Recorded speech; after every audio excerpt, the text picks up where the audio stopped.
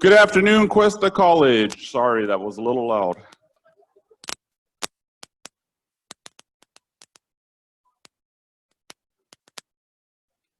We're going to go ahead and get started, so if you could please take your seats.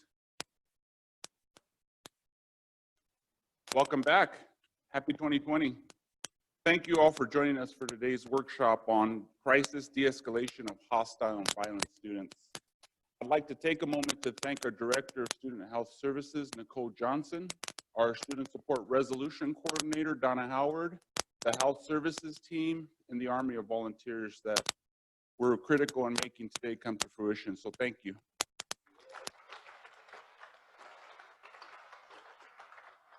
I'd also like to acknowledge Cuesta College Superintendent President, Dr. Jill Stearns, Vice President Jason Curtis, and it's a pleasure to have everyone here today at this critical workshop.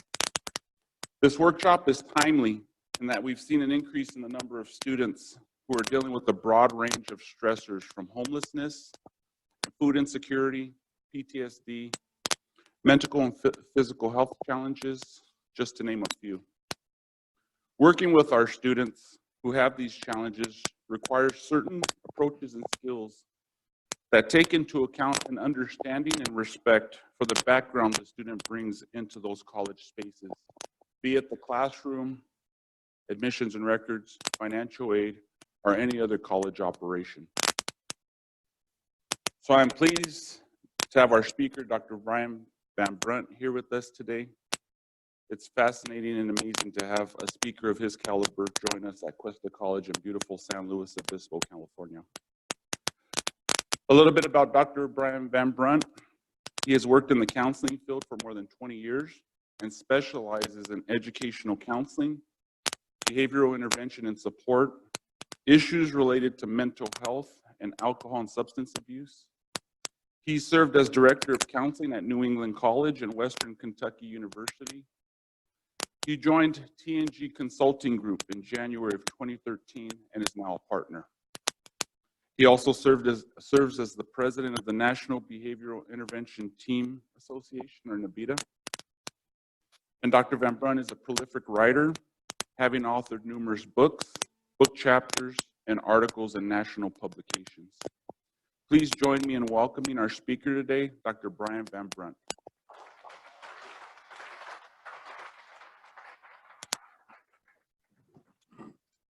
All right, welcome everyone. I was told during the last session the negative feedback, and I was just processing that and making sure that I could. The biggest negative feedback was my microphone wasn't loud enough, so hopefully this is a little better. Can you all, I have therapist voice, so I'm just gonna warn you right away that I definitely drift into so we've had about 50 minutes today and we've covered most of the issues that you wanted to talk about. Should we schedule again for next week? So I'm kind of working past that in my public speaking career, so I'm trying, I'm with you on it. So my information's up here on the screen. I'd encourage you to be in contact after if you have questions, comments, or ideas, anything we can do. I just want to move back to the beginning here for our topic, really talking about how to work with students who present challenges for us. And I think we're about maybe half faculty, half staff, during this time. I'm seeing some friendly faces for people who hung around from the morning. Thank you. Huge compliment. I'm not going to assume it's just the tacos. But hopefully you liked something and it was good and resonant. So I'll talk with you a little bit today about some similar topics. And for the folks who are here in the morning, I tried to mix it up a little bit just to be able to not go over all the exact same things, but there'll be a couple points of overlap. We do look at two books that we created on this topic, both for faculty and staff. The publishers were just wanted us to redo the staff one after we finished the faculty one, and my hope was we could just kind of go through it and just cut and paste in where it said faculty to staff, and we'd be okay. We ended up writing a whole new book for the staff because staff have some unique needs that are different. Some of the faculty related to classroom management and those issues. So I will ask you during this talk just to be aware of, I think, the challenge. Sometimes we all like, as would make sense, we like to be addressed, based on our needs and our particular concerns, and they're going to be different for front office staff as they might be for faculty. But I would stress here that the commonalities in terms of how to manage crisis situations really far outpace the differences. So I'll try to use both kinds of examples, both for teaching as well as staff scenarios. I would encourage you, if you have questions, just jump in. I think we're filming this one as well, which is great. So I will encourage you, if you do have a question, just to kind of keep it short, because I have to repeat it back for the camera. And sometimes, especially faculty, I'm looking at you, you can get a little wordy. That's all right, that's fine, but just kind of get the question out, let me repeat it back, and then you can respond in a lengthy kind of essay-based diatribe after. For some of you who are here in the morning, I mentioned that website for our tools. I often do work in threat assessment, these higher risk cases, working with law enforcement, students who make threats against the university, suicide risk, these other kind of things. So as we do that work, we've developed a number of tools and assessments that we use, talks about risk factors. So this is the website I'd encourage you to be aware of, right up on the screen there for you. So if you want to learn more about some of the assessment work that we do, there's 4 tools that we talk about. One is a generalized risk rubric, and that one's really for the CERT team or FIT teams to use as a triage tool to make some decisions about, for the students that they're trying to help and work with, what level of risk would they fall under? And it's mild, moderate, elevated, and critical. The second tool that we have is called the, you can kind of see them here, the VRAW. And what the VRAW does is looks at written threats. So if a student writes something of concern, sending inappropriate emails, social media posts, one of the things that we do is we have a good discussion with them about analyzing that through a template. So you can learn more about that as well. It's also one of the books I'm working on currently, should be due in March, probably out in the summer or early fall, on written threats and social media response for teams. So we're really looking at that issue of how people write things down and how that relates to threat. The other 2 look at threat assessment interviews, the ERIS and the CIVRA. So if you want to learn more about those things, they're up there for you. I had shown some risk factors during the previous session. I could see people like, what's going on with these? These are cool. You can read more about them here. There's articles and stuff up there for you. That's me. So if you have questions, you can be in contact. I have some cards up here as well. I do work for a law firm, so they're always slapping warning labels on everything we do. I think they'd be happiest if I just had like a scarlet A I wore on my chest everywhere I went, just warning people of my past sins. So I won't be showing you anything that's overly scary without a warning about it. I don't think I have anything like that in this session. One video has a little content that might be upsetting, so I'll give you a heads up when we get to that. I'm a very big fan of not like shock and awe, presenting like terrifying half the room. I do use a different kind of approach to presenting. So folks who are with me in the morning are aware of this. There's a companion guide that you should have, or if you don't have it yet, it's on the website. You'll get an email about that. It's about an 80-page guide, just a short thing I put out during the weekend. So you can look at that. It has content and references for everything that we're going to talk about during today's training. So a lot of good information there for you. But we don't typically share the slides because we just find, you've been to those sessions before where it's just like they're reading off the slides and you're like, I literally am going to die right now. So hopefully this will be a better experience for you. Don't want you to get overwhelmed with information, causing chest pain, those kind of things.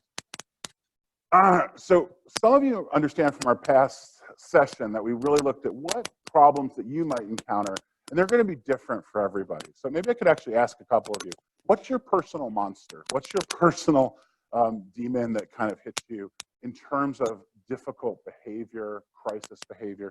Is it someone who's overly entitled, someone who's angry and frustrated, someone who's threatening, not prepared? So I'm guessing some of you are from front office areas, others are in the classroom, others deal with students and see law enforcement here from that perspective. What are the things that kind of get under your skin in terms of like your top frustrating situation with student behavior? What pushes your buttons? What gets your goat? Yeah, please. Yeah, that anger, a sense of violence, maybe threatening behaviors, or even they haven't said anything, but they just seem kind of like all rageful, kind of good to go, frustrated. Absolutely. Yeah, please. Yeah. Mm-hmm.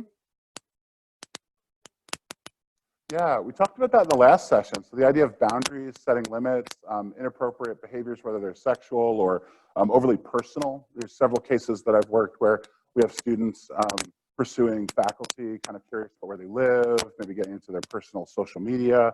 So absolutely, that can be a concern. Those boundary testing issues. Yeah, what else do you see?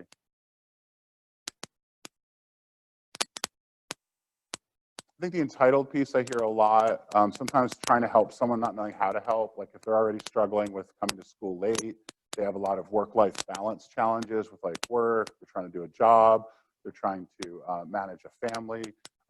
You want to help them, but they're just not able to maybe put the time and effort they need into being successful here. So all of these things kind of impact us and can lead to, I think, that upsetting piece. So understanding, I think, where this comes from. Maybe you've met this student before. I like the roller skates, the banana peel, the knife. They have a little bit of everything going on, right? So when we think about this in terms of the behavior that we're trying to address, a starting place for us is looking at both disruptive and dangerous behavior and trying to understand a bit of a difference between the two. So for me, disruptive behavior is going to be behavior that's frustrating, annoying, difficult to deal with. It kind of pushes your buttons, gets you. If you're not on your A game, you might respond in a way that's not particularly helpful to the student. You feel put upon. You're already trying to do your job, and now here's someone making your job more difficult. So we've all had that experience before. I'd classify that as a disruption. And more to your point, sometimes there's a dangerousness and an anger attached to it. So I'm guessing we've all watched the news before. So there's this feeling of like, at what point might a student who's upset be a student who picks up a gun or a student who comes in and might hurt someone? So I think there's that element of fear that we all have related to this. At what point does a behavior become dangerous? Either we talked about this morning, effectively dangerous. So effective violence is violence driven by emotion, environmental stress, or it might be predatory or targeted, instrumental, mission-oriented violence, which is really driven more by a philosophy of frustration. Someone who's been put upon, treated poorly, and now we're trying to help them move off that pathway to violence. We'll talk about some of that today as well. There's a couple lists. Everyone likes lists. Oh, here's an elephant. Some lists here that we, like, what's the elephant about? Some of you know this, but the elephant in the room for me is that the students aren't here right now. So for the staff especially who are joining us and the faculty who are new for this session, just understanding the importance of, if I was going to give a lecture to the students, it would be a little different.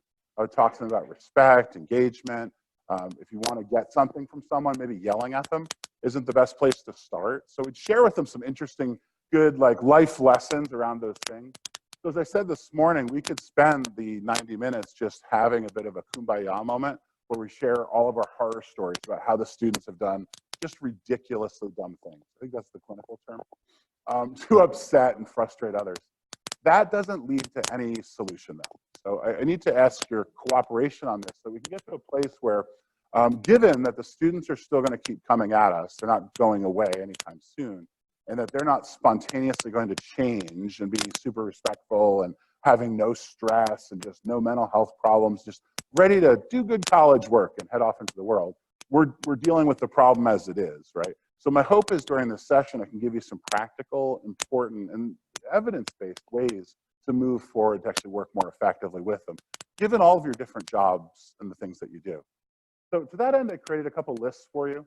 And I know that you've, the school's done, I think, some work with these lists to take them, and these I always say are a bit of a floor, not a ceiling. They're a starting place, not a finishing place. But let me ask you, what items here resonate with you, whether it's in the classroom, in line, waiting for service, walking across campus? In terms of disruption, what do you think we got right here? What would you add? What would you take off? What do you think?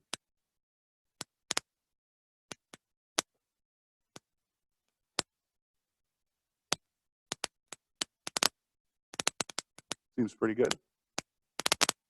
Sometimes people are like, ooh, raise their voice. Like, that's going to happen all the time. I would still describe that, though, as a bit of a disruptive behavior. Maybe if it happens repetitively, it actually becomes a bit of a dangerous behavior. You know, you can kind of see the Venn diagram between the two shifting as we move forward. So having an understanding of what's simply annoying, frustrating, and difficult, which is absolutely leading to stress and burnout with college staff and faculty across the country. The other piece to understand is what is actually more serious in terms of things that need to be reported and shared with your CERT team here, with the Student Affairs Office, to make sure that we can get out in front of these problems. You know, we're not interested in profiling the students and punishing them. We're interested in assessing their level of risk and then moving them towards some type of plan to be more successful here. And that's really at the heart of all what we call behavioral intervention teamwork that we're doing in the K through 12 and college environment.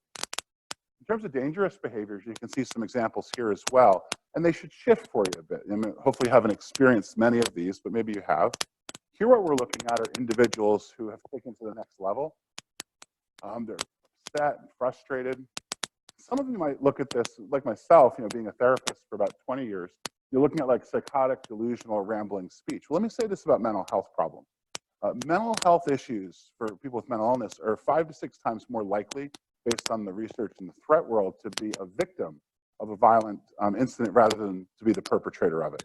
So simply looking at mental health or even gun access and saying this is how we're going to stop violence, those are both how I would describe them as aggravating factors in a threat assessment. So they're things that we don't want to ignore, but we also don't want to overemphasize them. I'll make a point about that in a little bit. So why is that behavior up there? Well, if we don't know the person and they're in a bit of a silo and we don't have a context for the experiences that they're having, we certainly have students on campus who hear voices, who have trauma events, who are struggling with depression, anxiety, all these different problems.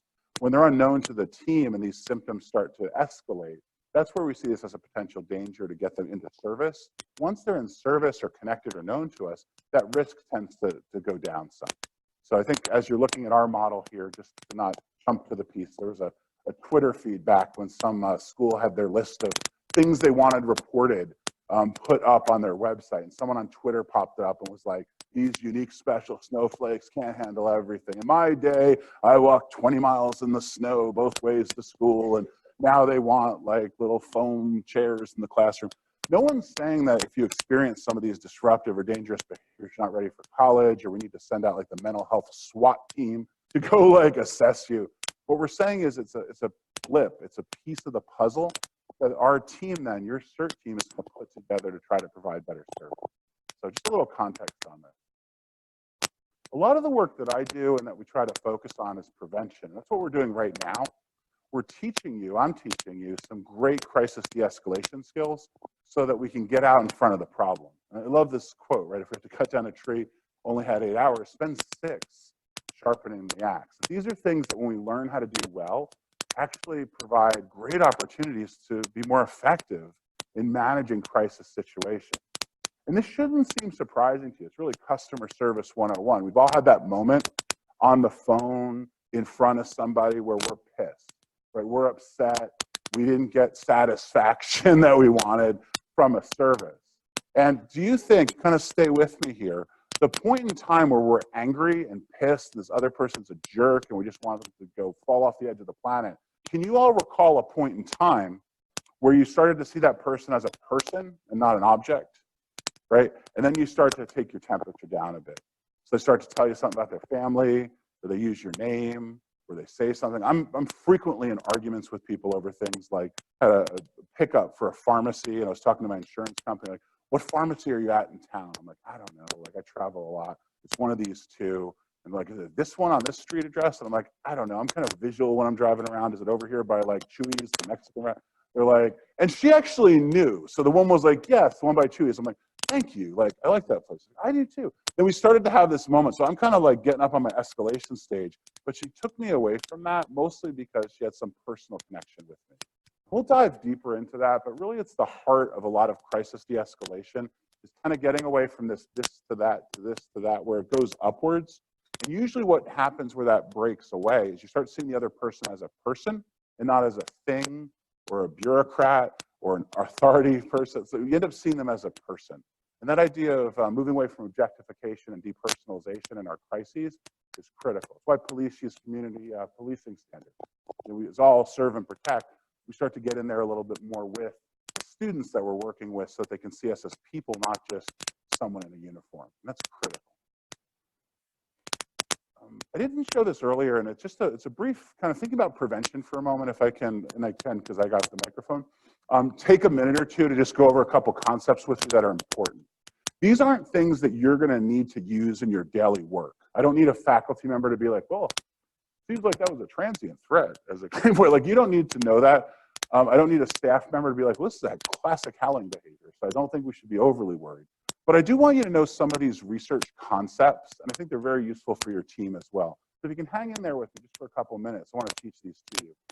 One of the concepts we look at when someone's getting dangerous and having a difficult problem is the idea of hunting and howling. And in the threat world, what we mean by this is hunters kind of move in this careful, protected way towards an attack plan, where howlers just say or do something that's particularly upsetting to the community. And why is this important? Well, the advent of Facebook, Instagram, and social media has given our students a bit of a microphone. And as they say and do things, it worries us and it concerns us. Some of those worries related to threat cases are bits of leakage that, if they're detected early, actually prevent campus assault. Other times, it's just a student who's pissed. So one of the things your team's wrestling with is, what's the difference between hunting and howling? When I think about this, I think about the wolf and or a coyote and the cheetah here. As the cheetah moves, that's classic to me. Howling, the cheetah here moving through the reeds is classic hunting behavior, like a hunting cat, whereas the coyote here, or the wolf, is howling. Hunters here are engaged in this targeted violence. The thing that I think is going to come up with you, and I'll show this in the other example as well, is that we're really trying to sort out what is a potential student who's upset who might hurt someone versus someone instead who's just venting and saying something that they aren't going to attack or hurt anybody. So that's one of the challenges I think you have as a staff member when someone says to you in a front office scenario, I'm going to go burn the library to the ground because you're a jerk, right? So I don't need you to do the full threat analysis, but I want you to understand this could either be a hunting or a howling behavior. The classic howling behavior here is when they feel marginalized, hurt, separated, and feel like they're underrepresented. These populations sometimes say or do things in order to gain some power and control. And that's that howling piece that we see. One of the quotes that I really like, and this is a bit of a dark quote from the threat assessment world, but when we look at these assessments, what we find is about 75% of the time when we have a threat, I'm going to burn the library down, I'm going to set this on fire, I'm going to kill this person. 75% of the time, the threat's neither repeated nor acted upon. So that should make you feel good in some levels. If you're dealing with students who get upset and threaten to kill someone, 2/3 of the time, 75%, they're not going to follow through with that, 3/4 of the time. Now, if you're the person who's threatened, I heard some snickering. I'm with you. That is a little less comfortable, right? If someone says, Brian, like, I would only say about 25% of the time you're going to have a risk of cancer right now. Like, that's very concerning to me. That's a very high statistic. I'm comforted by 75% of the time I don't have that. So that's one of the challenges that we have. In our training work, we talk about feeling threatened versus being threatened. And no one knows this more than law enforcement. They're like, I've been threatened. Well, what happened? Well, that person walked past me. I don't feel safe. Well, you haven't really been threatened. You're just paying attention to a person. If they say they're going to kill you at 3 o'clock today outside of the library, then yes, you have been threatened. So just understanding some of that context can be useful. The other piece here that we have is just a different language describing the same thing. What we talk about here is transient and substantive threats. And there's going to be a quiz, so you have to pay attention to this. So here's the difference. A transient threat has no likelihood of being carried out. So it's someone who says or does something with no desire or no likelihood that it's going to be carried out. Whereas a substantive threat is something that has that likelihood. So a real quick example for you is it's transient. If I'm at a soccer game and I'm watching my son play soccer and someone on the field says, kill him, get the other team, kill him. Like, that to me is more transient, right? It's unlikely that person's literally going to try to kill that other person. Now, at the line, while they're walking away, kind of slapping hands at the end of the game, if one of them says, the way you treated us today was so uncomfortable, I'm going to find out where you live, come to your house, and I'm going to shoot up your bedroom. That's a little bit more substantive, right? Because what we have here is some more detail and some more information about it. So what we're training the larger group, you're like, why are we talking about this? Well, let me bring it back to this point. If I'm training a larger group on this issue, what I want you to be aware of is the most important thing is that you're sharing that up with your team, with your CERT team here at this college. If you run into something, if you see something, let us know about it. So they're trained to make these distinctions and to gather more information. What we need from folks like you in the front lines, in the teacher position, the professor roles, in the front office, is an awareness of these issues. Because if we don't have that information coming in, we're always going to be behind the ball. I was in the Waffle House, which is one of my favorite southern places to go. I know it's not fine dining. I'm aware. I like the Jim Gaffigan. He does a bit on the Waffle House, and he's like, what you'll never hear is someone coming in and really clean in here. Like that, accurate. So I was at the Waffle House, and this guy's sitting in front of me, and I'm like, great found teaching moment. I'm just like, let me get my camera. Where do you see this in the threat level? Is this substantive or transient? Let's hope a little bit more transient, right? Like, who knows? I don't know. It's Georgia, so however that plays out. But, you know, that's how I'm seeing it, as more transient. He just has a shirt that kind of speaks to a political issue for him. Maybe he's armed too. But what he's doing is conveying a threat that probably is not tied to an actual attack plan, but more of kind of an announcement of a political agenda, or at least gun support. So it's those kind of things that we run into that either way, I want you sharing that up with your team. That's the essential part. But the team then has to wrestle with what's the likelihood of this actual threat being carried out. Here's your quiz. I don't think it'll be that hard. I think you'll be all right. An angry student says, I'm going to kill you. On interview, say the team brings him in, the student says he has no plans to harm the classmate, that he just lost his temper and apologized. Where do you see that one? Yeah, more transient, for sure. I mean, certainly we could see, you know, dive a little deeper, but for our quiz purposes, we're good. Good, got an A so far. A student is found with a list of students' names under the heading, scheduled to die. On interview, the student is uncooperative and says that what he does after school is his business. Where do you find that one? A little more substantive, right? Yeah, a little more concerning. A student calls in a bomb threat. No bomb was found, and he knows nothing about bombs. On interview, the student says he was just wanted to know what happens, and I was joking. Where do you see this one? More transient. Is this going to go well for that student from your student conduct process? It is not. No. Can law enforcement back me up on that? Right. That's like he's going to have a rough time, we like to say. So we can see a threat not being likely to be carried out, right? So that we can see that this is a threat that they made that was more transient. They're still going to have some pretty intense consequences attached to it. That's one of the things that we're trying to look at too.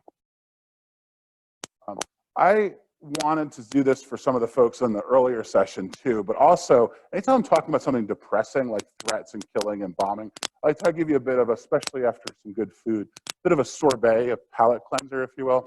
So some of you understand this and know that I have 6 cats in my life. It's a lot of cats. It got away from us. It was related to brother-sister cats. I was a sucker for this. I was very much part of it. So this is our first cat, Gumbo. Gumbo's from New Orleans, but lives in New Hampshire now. I find it ironic that Gumbo, we brought him to the vet and has a bit of a liver problem. So I'm like, that's good. All right, just having too many hurricanes and hand grenades in Bourbon Street, I guess. He's fine, but just, you got to watch his food. This is Kit. He's our second cat. The thing with Kit is she looks a little pissed right here. Let me walk you through that. Kit was our first cat. Kit's like, why the hell are there 5 other cats around? I don't like any of this. This is not okay. I don't care for this. I don't like it. This is Sarah. It's always good to have a black cat. She's a bit feral in so much as I never get to touch her. She'll like wander by like a ghost like once a month, and I'll be like, hey, okay, bye now. That's it. So off she goes. But one of my favorite cats. This is Cactus. He's just a cool cat. There's not a whole lot of story about Cactus. He has a brother though, Castiel. So if you like Supernatural, yes, that's where that came from. And I like this because he's like laying there like, draw me like your French ladies from like Titanic, right? I love it when cats get into that. Good. This is Molly. She's also a little pissed. She's the second cat. And again, at this stage, she lives upstairs with my wife and I because she can't handle the other cats, and especially Oliver, our dog. So for those of you who are like, I don't like cats, why is Brian talking about cats? We do have 2 dogs, just to make sure we're touching everybody here. This is Oliver. I know, right? This is a regal beast of a stupid thing. He's a good dog. And then we have this little guy, Charlie. Anyone have a long-haired Chihuahua? They're the best, right? I love this dog. He hates me. He hates me. And I'm a nice guy. I'm also a psychology guy, so I'm like operant conditioning him to love me. I'm feeding him bits of bacon. Hates me. I don't know. I've never done anything to the dog. I see your look. You're like, have you done something to the dog, Brian? I have not. I'm larger, so I don't know if he's worried I'm going to step on him. I'm pretty agile. I haven't stepped on him yet, knock on wood. But he's our little guy. He's a little jumpy there. He's taking a ride here in the car. Right? He's just, forget it. I don't even know. Here is Molly interacting with Charlie, which I like. Charlie. Charlie. I don't know what she's doing there. Charlie. I'm trying to, is this like substantive or transient? Like, Charlie. is she just rubbing him as he goes by? It's the Charlie. most, anyway. All right, back to death and destruction. Here we go. So I wanted to, I know there's some new faculty here as well, and where you see classroom management, just insert front office management, because a lot of these concepts are the same. In that supplemental packet that you have, Dr. Murphy and I wrote an article on this for SARA, it's a Southern Education Research Association, on the idea of classroom management for K through 12 teachers. What we came up with, I think, is really cool, this three-prong approach. I just want to talk about it briefly with you. The first prong here is really all about getting out in front of things. I'll show you that in a second, but this guy here, kind of the getting out in front of things as we go. So setting up, before you even begin to do crisis de-escalation, the first thing I can teach you is the importance of creating an environment that's supportive and caring. Now for teachers, we have a bump up on this. We have students contained in a classroom. For your office, right, if you're in the financial aid, police department, if you're in registrar, academic advising, you almost have to think about how you're creating a space that's welcoming in for the students. And if we can do this beforehand, it often conveys to them a sense that this office cares about them as people, is willing to work with them, and is really interested in their experience and how to make it better. So while crisis de-escalation techniques are great, I'm going to teach you those, it all starts here with just the importance of preparation beforehand. The second stage here is the development of these crisis techniques, which we'll go through. And then finally, the third prong is this idea of making sure that you're sharing things forward with the team. I can't stress that enough. I was in LA doing a training, I think it was LA Trade. I was meeting with their whole staff, and I did this conversation about de-escalating crisis. And the registrar said, you know, Brian, this is great. I just did this the other day. I had a mom and a kid come in. The mom was in her, you know, kind of late 30s. The kid was maybe like 18. And the kid was really pissed that she couldn't take the class she wanted. She was just throwing a fit. She took a chair and kind of like banged it over and knocked it on the ground and said, I'm going to take this class, right? And what the staff person did was all the things I just suggested, kind of calm them down, remain calm, cool, and collected, found the bridge of connection, which we'll talk about. So it took the temperature down of the kid, had the kid take a walk, met with the mom some, and they had this like kumbaya fist bump moment after it was all done. Everyone was calmed down. They got the kid into a different class. Everything was great. So that's wonderful, and I feel wonderful that happened for that person. But maybe some of you are like me. Certainly the conduct folks are like this. They're like, tell me more about the chair, right? Because that's the thing. Like, we can be right and handle our situation, but if we don't pass this along to the team, if we're not sharing that puzzle piece forward to the CERT team, the problem that we're going to run into is we're going to fix our problem. But what if for this student, that's their go-to move? Every time they're pissed, they go all Jerry Springer and start throwing chairs at people, right? That's not my baby. Like, and they just start going off. Like, that's, like, we're not getting out ahead of it. So it's a simple concept, but I want to share it with you here really clearly. So important to make sure that even if we've handled the crisis, we need to pass that up so other people know about it. So we can watch this in terms of like connecting the puzzle pieces. There's a lot of cases like these where subtle things are shared and we don't see the need to report it forward. They threw a chair. From a conduct perspective, that's going to be a conversation. You know, I had someone share with me a story where someone had written in an essay or how did you like the course? They wrote like, go F yourself in one of those pieces. And I'm like, that's good that you shared that forward. Like, that concerns me that a student had written that on there. Are they going to get arrested for it? No, probably not, right? No. But there's certainly going to be a conversation of like, and maybe it's just a deanly conversation of, help me understand why you wrote go F yourself on this course evaluation to the professor. Like, what's going on? It's what we like to call a clue. That there maybe is some deeper problems there.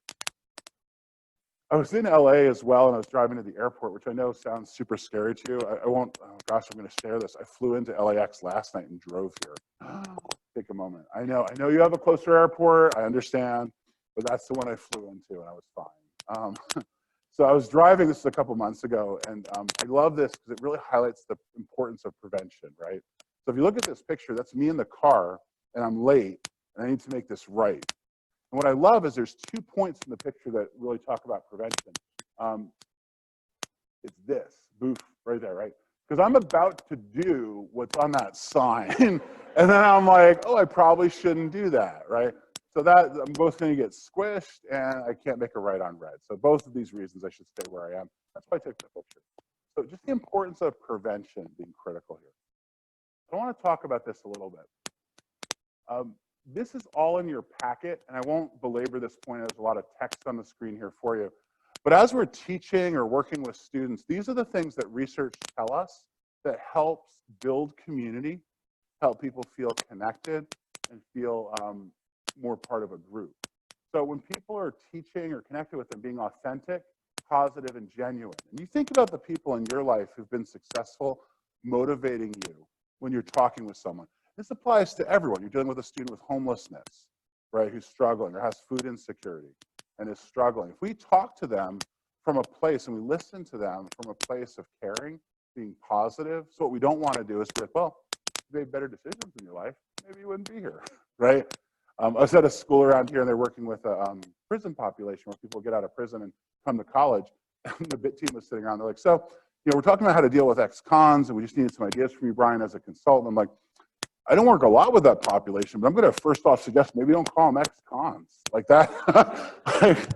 That might be a starting place for me. I feel like that's kind of negative, right? And she was all like, what? I'm like, I don't know. Like, that's just where I would start. Like, I think the idea of helping them be positive about the next stage of their life, you want to be constantly reminded of like your worst decision, not me.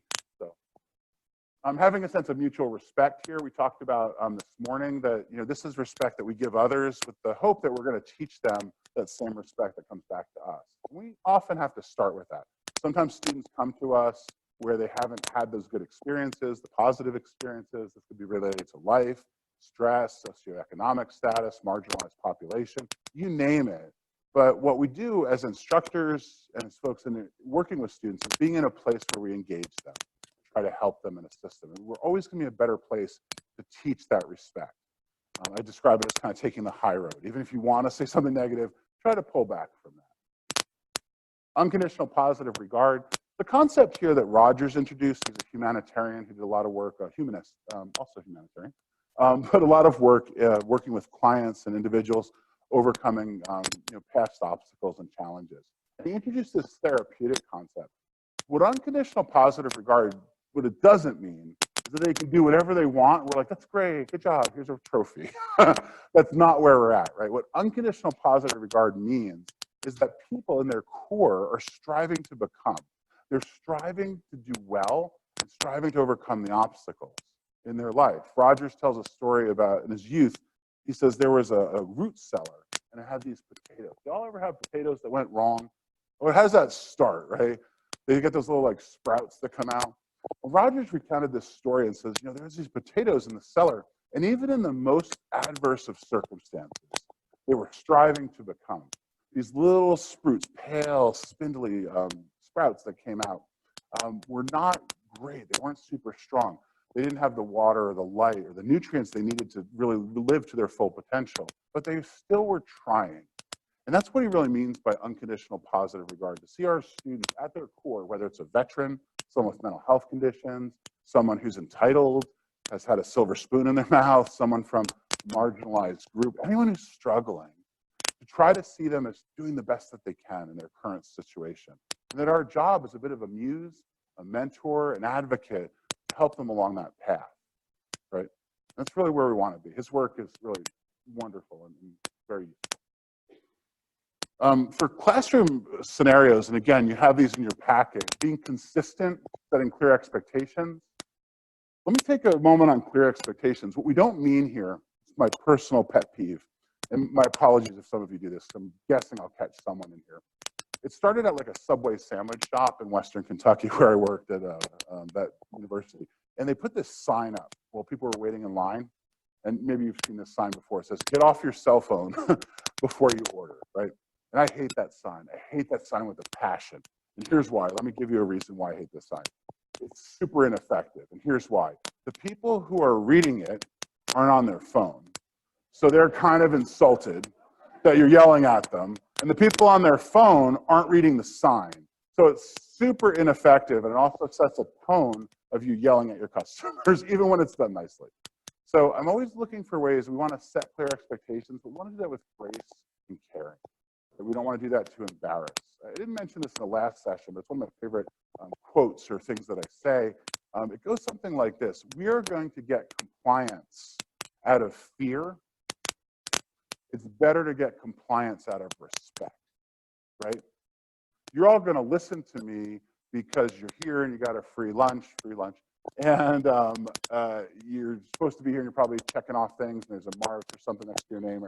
But you're listening to me right now out of respect because you're interested in what I'm saying. Most of you. I'll give all of you credit. But you've been to sessions before, right, where you're listening, but you're just doing it because you don't want to get in trouble because your boss is sitting next to you, right, or the president's up here. Like, so you get my point, right? It's much better to get people to comply with what you want them to do when they respect you and they're interested and you care about them. And a lot of that genuineness comes from there. Is this good? Is everyone getting their full fill of like therapist Brian right now? Is that good? Awesome. One of the models that I didn't get to teach in the last session that I wanted to bring up for you, it's I think, an amazing model by Cuesta, Norcross, and Di Clemente. This model talks about how we change. So I'll walk you through this exercise. Pick something in your life.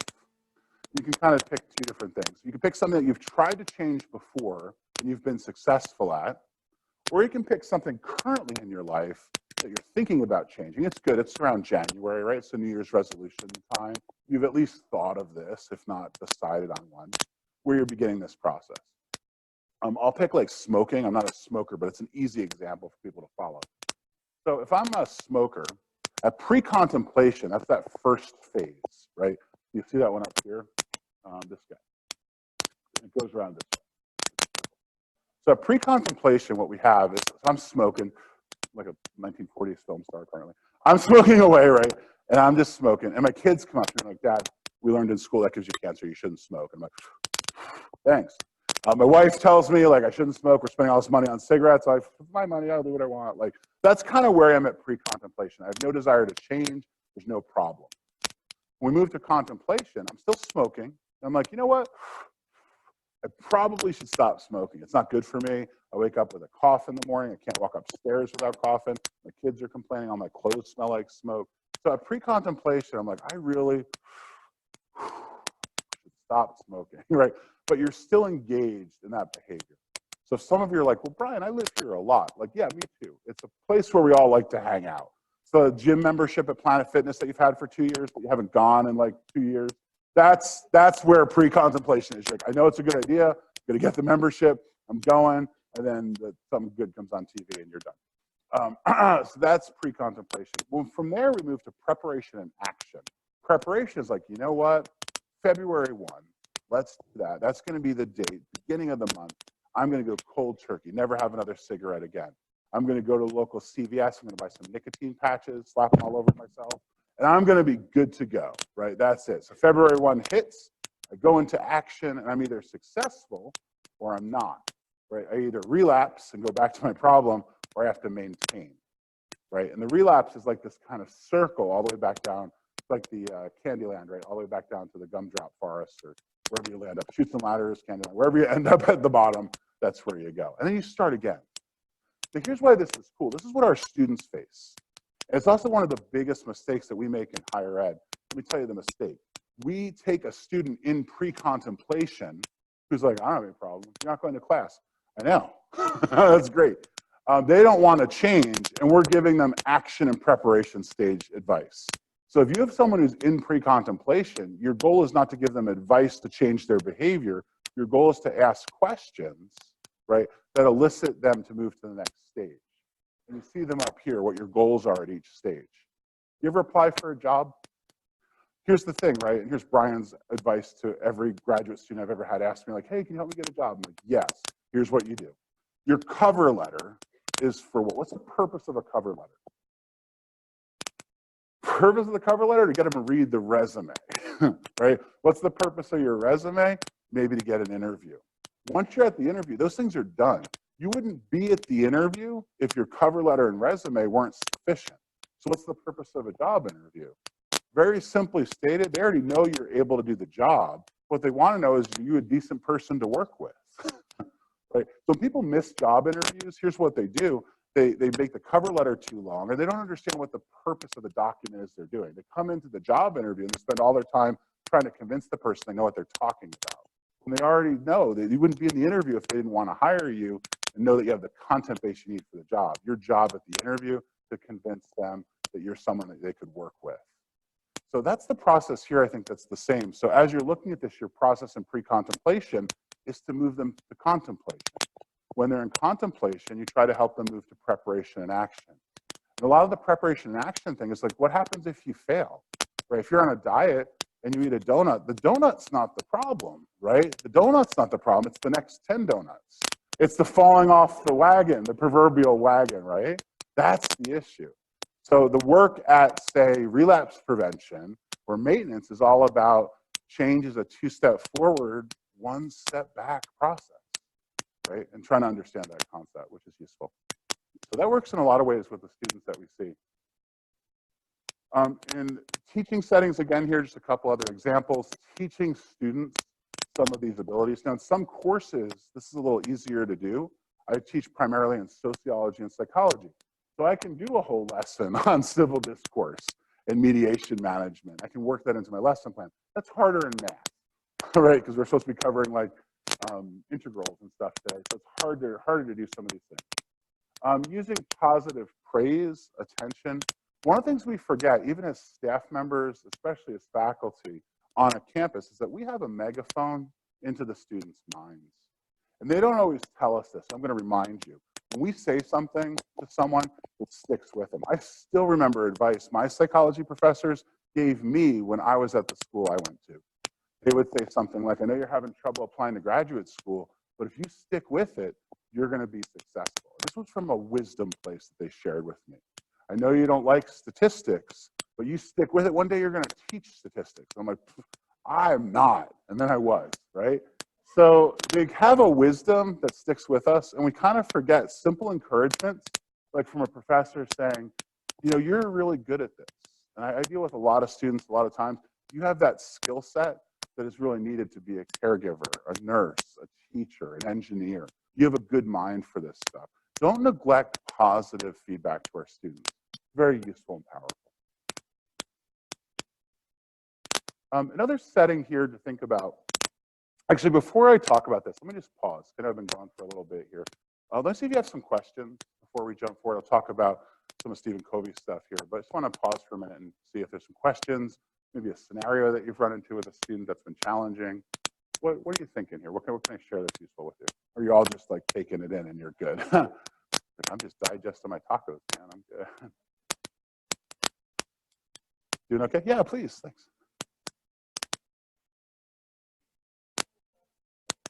Uh-huh. Yeah, absolutely. Mm-hmm.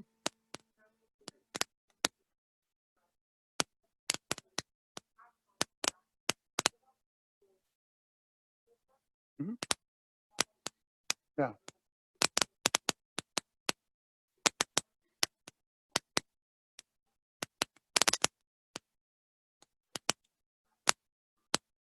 Yeah, for sure. Mm-hmm. Yeah, great question. So the issue about kind of returning to the chair example I gave, where a student, and even to broaden it, a student does something concerning, they make a threat in class, more public environment. And so we do the referral for the student to get them to maybe help through the team, they do an assessment. What about the other effects? How does the community, how does that impact them? How do we deal with them? My hope is that part of the way the team is trained and the way we train it in NVIDIA is for individuals to not only identify the student, but those impacted by their behavior. So for example, if a student threatens a faculty or a staff member, we would encourage the team to put both of those folks on our rubric to decide how they're managing and how they're dealing with things. We do Title IX investigations, same kind of thing. It's hard to imagine a Title IX case with the responding and the reporting party where they both aren't at least a little bit elevated on what we call our D scale, looking at distressed behavior. Because that's going to be a tough impact, whether it's the person reporting an assault or the person having to defend themselves or related to the assault. It's going to have an emotional impact on both. So the short answer is, my hope is that the team would then coordinate intervention efforts. And for intervention, we always want to make sure we're not too hot or too cold. It's kind of a Goldilocks issue. So like too hot in this case would be like stopping school for the day, coming into every classroom, having a therapist at every doorway, talking about how everyone's feeling. Like that's just too much. It's way over the top.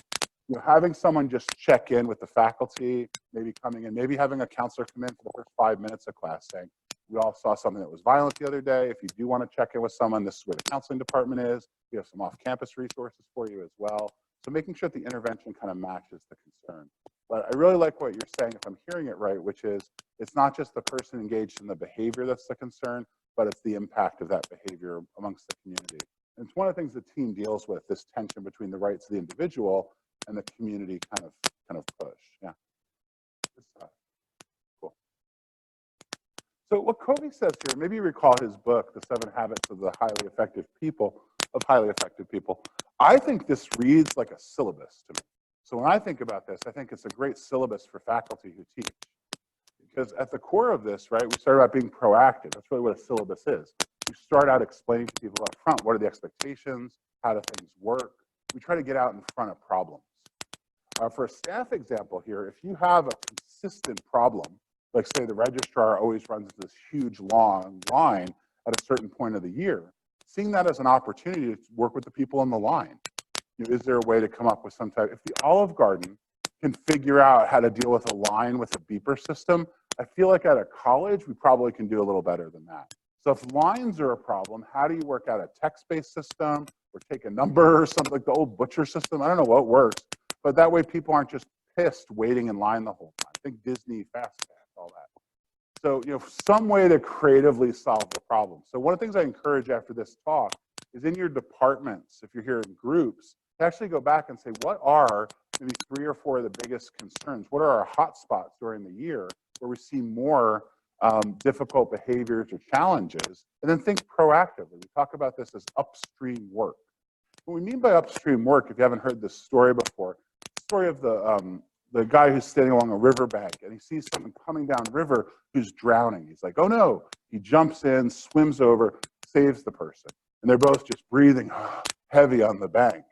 And then he looks up and this lifeguard sees another person, same thing in the middle of the river. He's like, I'll be right back. He jumps back in, swims over, pulls them out. This happens 3 or 4 times. The guy's getting exhausted. So what he does, he's like, I got to take a look at what's going on upstream. He walks upstream. There's a big crowd all next to the river, and there's a bully just pushing people into the river every 5 minutes or so. So the guy subdues the bully, we call this upstream work, and actually solves the problem. So if you have a consistent problem with student behavior, think about ways to get out in front of it. And a lot of that's just bringing the creative team together and saying, how could we look at this differently? In the counseling center, we had a big volume of people coming in. We had a coffee and tea service. We had things that we provided for. We put movies on the screen. We had something that kind of occupied their time. Please. Please. Yeah. Mm-hmm.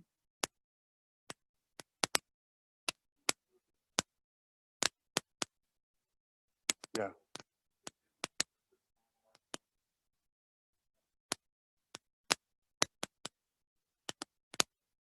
Yep.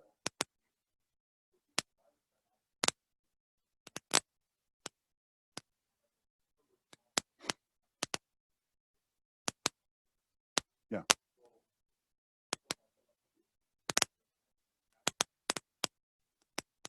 Right.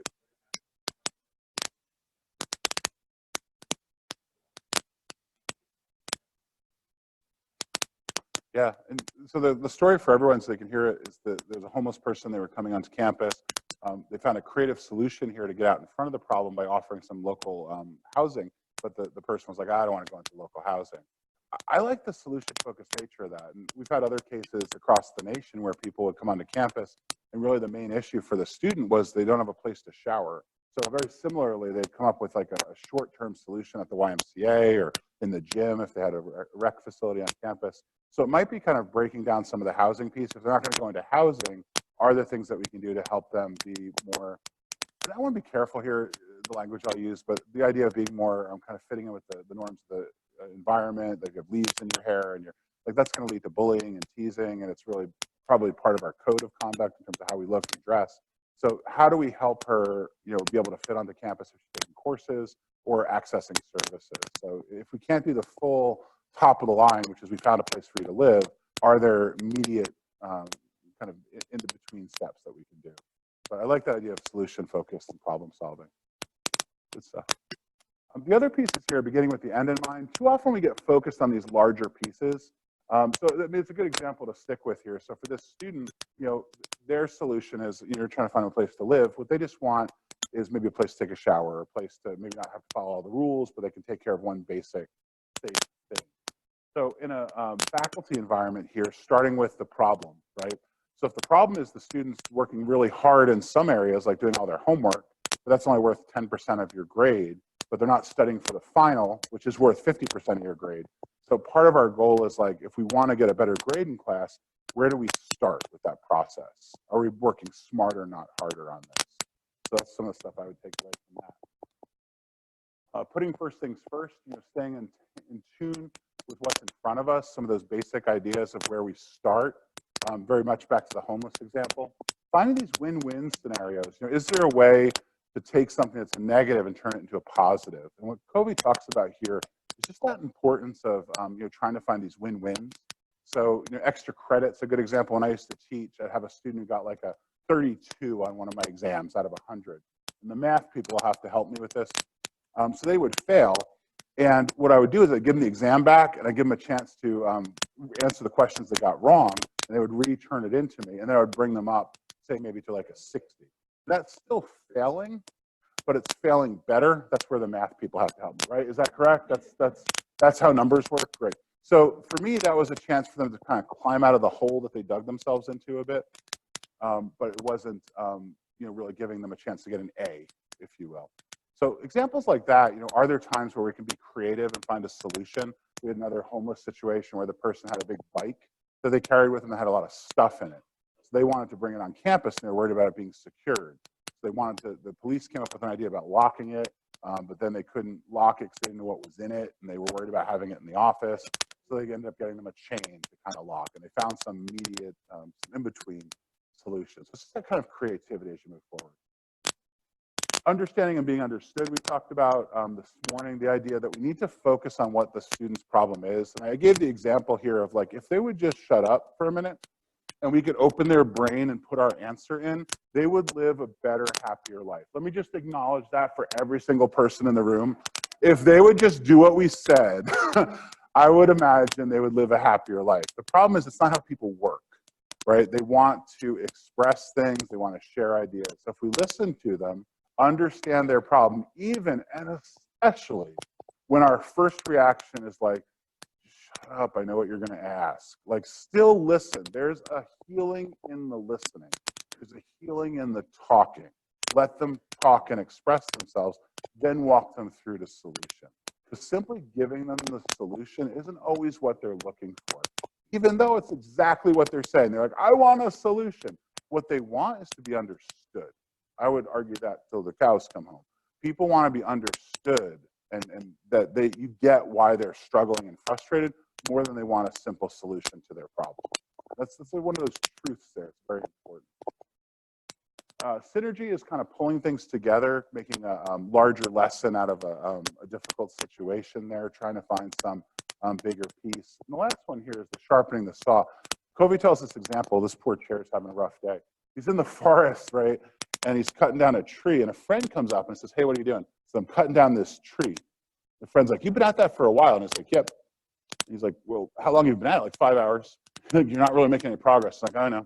He's like, if you take a break and sharpen the saw, maybe that'll go quicker. He's like, yeah, I want to, but I'm so busy cutting down this tree, I don't have time to do that. And that's kind of the point, right? Back to the upstream analogy, that sometimes we get so caught up in just managing, we kind of forget to take a step back and think about the process problem. How do we get out in front of it? I talked about this earlier. I just want to highlight this briefly for you here. 2 different kinds of violence that we're dealing with. So this is a bit of that prevention piece as well. The first kind is what we call effective violence. When we're dealing with students who are upset and frustrated and angry, one of the things that we want to understand is that they can be effective or predatory in their anger. When we're dealing with effective violence, and a lot of this is in that companion guide that I made available to you, what we're looking at here is violence that is really driven primarily by emotions and the environment. So they're pissed about something. This guy, right, they're upset. They have that snap moment. And while this violence is upsetting, it's not the kind of violence that we see tied to campus shooting. There's a different process there. So for this individual, what we're looking at is how they're being reactive to situational stressors. They're upset and adrenaline takes over. So think, I didn't get the grade I want, and this is bullshit, and I want to get my, that's kind of where they are. It's often poorly planned and immediate. They didn't wake up this morning saying, you know what, around like 12:30 today, I'm going to lose my shit and throw stuff all over the place. It's not planned in its nature, right? It's this fight, flight, or freeze. Some of you know what's coming here. I went with the demonstration of this violence as the Hulk. I went old school Lou Ferrigno on this one, so I feel good about that decision. You like that? Everyone's also, why is this guy throwing a water buffalo? What's going on? There's a new Hulk that's around too, and then there's this, I don't know what to do with this Hulk. It doesn't really fit with my example at all. So, but that's that first kind of violence. The predatory violence, real quick here, is different. It's driven here by frustration, hopelessness, sadness, anger. But instead of reacting immediately, they percolate, they hold on to things. And one of the things I want to teach you is just the importance of it's not just attending to the loud student, the upset student, the one banging things, but also those who are upset, a little quieter, focused on their frustration. So we do threat assessments and training with the team. We're looking at some of these risk factors here, suicidality, this frustration. We call this injustice collecting. They feel like something bad happened in their life, and that you are responsible for how this occurred. Unlike the Hulk, I would see this violence. My example here is the, I think it should be the Trojan horse. So if you're familiar with the story of Ulysses, here he's going to sneak this horse into Troy to overcome all the enemies through killing them in the night. So it's not a direct assault, but instead it's this tactical, planned predatory assault. So when we're moving forward with dealing with these things, you have some good prevention information now. You have a good understanding of some of these concepts like transient and substantive threats, hunting and howling. You have a good understanding, at least of the concept of effective versus predatory violence. What do we do with all this when it's in front of us? What practical skills can I give you? It's going to start with this, understanding how you feel. And this is going to be, you're going to click off all of these at some point or another, but if you're dealing with a student who's yelling at you, who's late, who's frustrated, who's annoyed, I would say start with this place of understanding what your feelings are. You knew this was coming from the therapist, right? That was going to happen at some point. I was going to ask you how you were feeling. So what we're looking at here is how do you feel in that scenario? Upset, scared, worried, afraid, angry, nothing. All of us are going to have some of these emotions. And it's kind of a name it, and that should be enough. Just having a moment to realize you're having an emotional reaction. The next thing we want to do is reach what we call a state of equanimity. This is a balance in the face of chaos. What we want to do as we're moving forward to actually manage a crisis is to be calm, cool, and collected. If we have a crisis in front of us and we're pissed, upset, and angry, that's not going to be as useful as calm, cool, and collected, right? We want to be in a place where we can carefully draw into our intervention toolkit and pull out something that's going to be useful. This person's in pre-contemplation. That's their problem. They should change, but they don't know that they need to. So my goal is to help them understand why this is an important thing to shift, right? This person needs to be understood, and then I can share information with them. I need to listen a little more and then move forward. So it's those kind of comments, but those only happen when you're having a calm moment, right? So if you're flipping out and angry and they're like, how dare you yell at me? You don't know my life and my job. You're yelling back at them. You're not thinking calmly and coolly, you're jumping.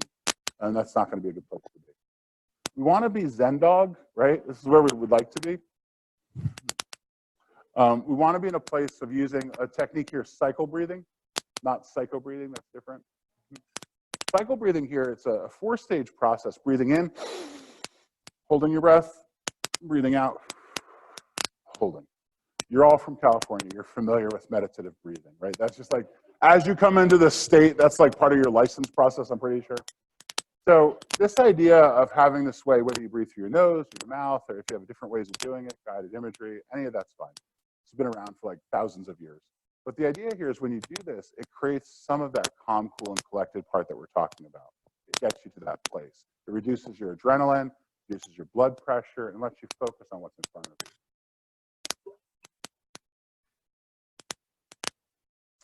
So you can be this chill dog, right? The other piece I want to share with you here is empathy. And I would argue this is one of those bigger parts of any type of crisis de-escalation, is trying to understand where the person's behavior is coming from. We're always going to be more successful with our interventions if we can get to a place where we understand why the student's behaving the way they are. We've all had that experience, hopefully not too often, but one time or another, where we've been talking to someone, and once we understand where they're coming from, we have a whole new read on the situation in front of us. That's an important piece of it. So I'm going to show you this quick video on empathy.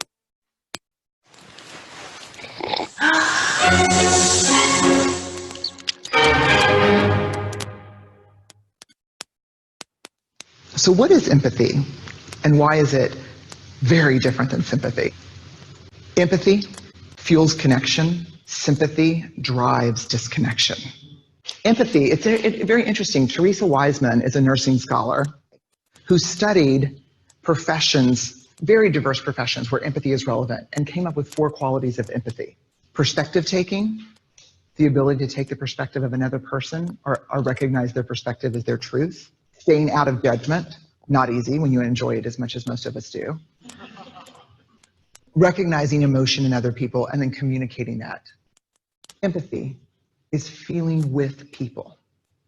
And to me, I always think of empathy as this kind of sacred space when someone's kind of in a deep hole and they shout out from the bottom and they say, I'm stuck, it's dark, I'm overwhelmed. And then we look and we say, hey, climb down. I know what it's like down here, and you're not alone. Sympathy is, ooh, it's bad, no, you want a sandwich? Empathy is a choice, and it's a vulnerable choice, because in order to connect with you, I have to connect with something in myself that knows that feeling. Rarely, if ever, does an empathic response begin with at least. And we do it all the time, because you know what? Someone just shared something with us that's incredibly painful, and we're trying to silver lining it. I don't think that's a verb, but I'm using it as one. We're trying to put the silver lining around it. So I had a miscarriage. Oh, at least you know you can get pregnant. I think my marriage is falling apart. At least you have a marriage. John's getting kicked out of school. At least Sarah is an A student. But one of the things we do sometimes in the face of very difficult conversations is we try to make things better. If I share something with you that's very difficult, I'd rather you say, I don't even know what to say right now, I'm just so glad you told me. Because the truth is, rarely can a response make something better. What makes something better is connection.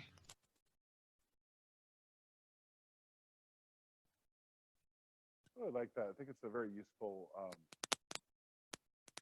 concept. It's something that I don't think is like surprising to all of us. I think we've all heard of that before, but just the idea that being empathetic, trying to understand where someone's coming from, is really that key to solution. I want to share with you, kind of as we getting close to closing up here, is some counseling skills that I think are useful as well, working with different populations.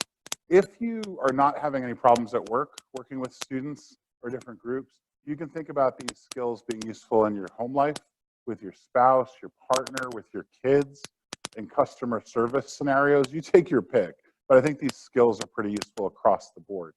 There's 5 of them I want to cover with you. The first is active listening. One feels silly, right? You're like, oh, Brian's coming all the way out here to California to tell us we should listen to people. Thanks, that's great. Hashtag great insight. Like, so yes, but active listening is something that we don't get a lot. I saw this a lot as a therapist. I was a therapist for about 20 years, working with college students and younger kids. So I would find myself frequently throughout the day, seeing clients, talking to people. And I just found it so invigorating how we would have these moments of true connection and conversation with each other. It was only when I stopped doing that, where I started teaching more and being in this role, where I really started to miss it. I started to think about, where is that in my life? And I don't mean this to be, driving you all to therapy and sadness for the rest of the day, but it is that moment where you might have a bit of an existential crisis. I go through my friends and I'm like, When I have a problem and I'm talking to someone, what I get most commonly is either advice, right? I say, oh, so I'm having this problem, and I don't know what to do, and say it's like a relationship thing. I'm like, oh, I'm with this person, and it's not working out. And they're like, oh, don't worry, man. There's other fish in the sea. You'll meet someone. It'll be great. You'll be fine. So they end up just giving you advice. What you need to do is go to a bar. And I'm like, that works. That always is the best place to meet new folks in a relationship. Solid. So like, that's what you need to do. So do you have friends like that? When you share your concerns, they move real quick to solution, right? And then the flip side is sometimes there's another friend. You start sharing. You're like, oh man, I'm having this rough time. Like, you're having a rough time. Let me tell you about my rough time. And they just go into their story and you're like, man, that was my story. That's the other piece that I see a lot. So while you think this happens a lot in your life, the simple reflecting back of what someone just said and attending to you and nodding and using good micro attending skills and some basic kind of human connection, that doesn't happen a lot. What happens more commonly is someone's talking and they're like, yeah, no, I totally get what you're saying. That makes sense to me. I'm just going to check Facebook for a minute. Like that's right. So we don't always get that enough. So one of the things that we can do that's really useful is the active listening. It's that sitting down with someone, reflecting back what they're saying. It's a lot of these counseling skills that I learned in grad school, but still bear repeating. Like this rabbit. I know how you feel. I just don't care.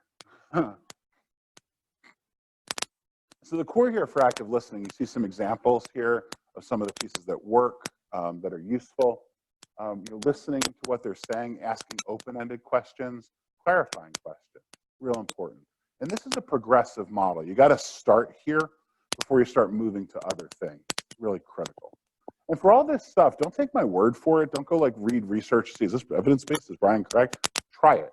And I'm telling you, this works. Like the next time someone's in crisis or having a rough time, put a hand on your mouth, like metaphorically. Don't give them advice. Don't fix things. Just listen and ask open-ended questions. And if you're doing work, I think we were talking about restorative justice and this kind of work. It's actually some of the work that we do in social justice work as well, that when someone's expressing a difficult time, to actually ask questions about that rather than immediately taking their difficult time and talking about parallels that you've had. The term here in the microaggressions world and the cultural diversity world is called cultural humility. We put our stuff on hold for a minute and we attend to the other person. That's what therapists do, right? So hopefully if you've seen a therapist, they weren't like, oh, you think you got problems. Listen to my life. Like that's not what you should be getting from your therapist. My hope is you're getting a little more than that. Simple reflection here is simply paring back what they just said to them. This one often is described as a bit of like parroting. This one feels odd because you're like, I did that with my brother. Like I was growing up and we were going on road trips. That was annoying. We got hit. Like when someone says something, you're like, someone says something. Like, stop saying what I'm saying. Like, I should stop saying what you're saying. Like that kind of thing. Here's the thing though. If someone's upset and pissed and frustrated, when you parrot back what they just said, it's like a tuning fork hitting another tuning fork. It resonates. So when someone's pissed, they're like, this sucks. This whole place sucks. I was told that I just need to come to your office to fix this problem. And no one's listening to you. No one's listening to you. Yeah, exactly. Finally, someone's listening. And you're like, I did nothing except repeat back your last 3 words. It's amazing. So again, try this out. You're like, did Brian just teach us a magic trick? Maybe. Try it, because when you parrot back like that, it doesn't work if they're calm. So if they're calm and they're like, so Jim, at the next board meeting, you're like, so Jim, at the next board meeting, that's going to piss them off. Don't do it there. But when someone's super angry, that helps, right? There's all these little like hints and stuff that you learn in different settings. And this is one of those, that therapeutic lesson there. Summary reflection, this is the next step. So you're taking what they just said and you're mixing it up a little bit and summarizing it. This is where I go for like 5 of you to appreciate aha and the summary reflection. Yeah, nice. Just a couple of you got that. That's all. So in the summary reflection, what we're doing is we're taking what they just said, putting it together and giving it back to them. This is stupid. I paid my tuition this semester. I filled out my form on time. I don't know why you're even telling me my check isn't here. Where's my check, right? Not that a student would ever say that. So in that thing, or a student comes in and is like, my life's falling apart. Say an academic advisor. I don't know what to do. My girlfriend left me. I'm failing this chemistry class. I don't have money to be here. My kids are sick. My life's falling apart. I just don't know what to do. A summary reflection would be someone saying back, it sounds like you have everything in your life falling apart right now, and you're just having trouble just standing at all. And then they say back to you, and here's the thing, and I'm going to be a therapist for a minute here. If you can add to that statement, did I get that right? It's a powerful thing to do. And you're almost hoping they say no. And here's why. Because if I say that to that person, like, sounds like you're having trouble in lots of areas of your life, you're barely functioning, you're finding it hard to stand. Is that right? And they say, no. All that stuff is bothering me, but my girlfriend leaving me, that's the worst. I don't know how I'm going to fix that. You say, you have a lot of things going on in your life, and all this stress is adding up. But the biggest one right now is the loss of that relationship. Is that right? Yeah, you get it. You're listening. So it's that powerful kind of piece. It's progressive. It starts with active listening. You move to the simple reflection. You move to the summary reflection. Here's where I'm going to get most of you, because you all start here, either at the reframing or the dissonance part. And the reframing part here, I like this bear right here.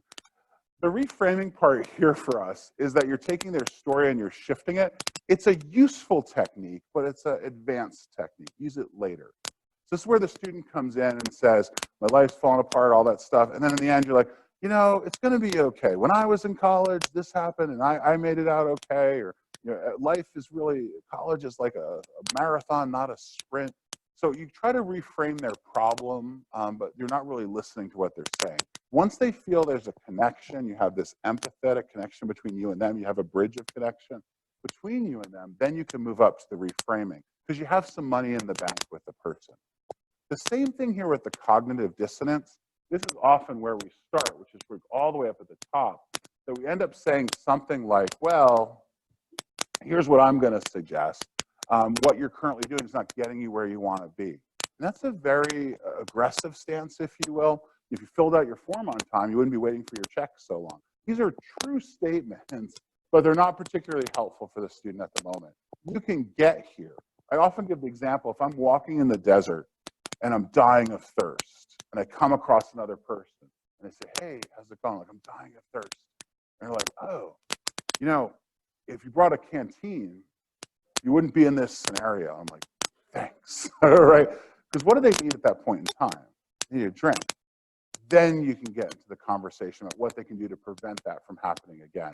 One of the bigger mistakes we make when we're trying to help someone is we either jump to advice or we just jump to lecture. And that lecture is even worse.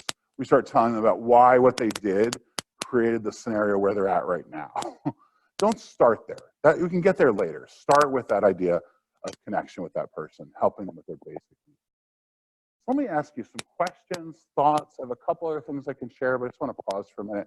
I didn't do this as much with the last group, so I just want to give you a chance to see if there's some scenarios or questions I can walk through with you.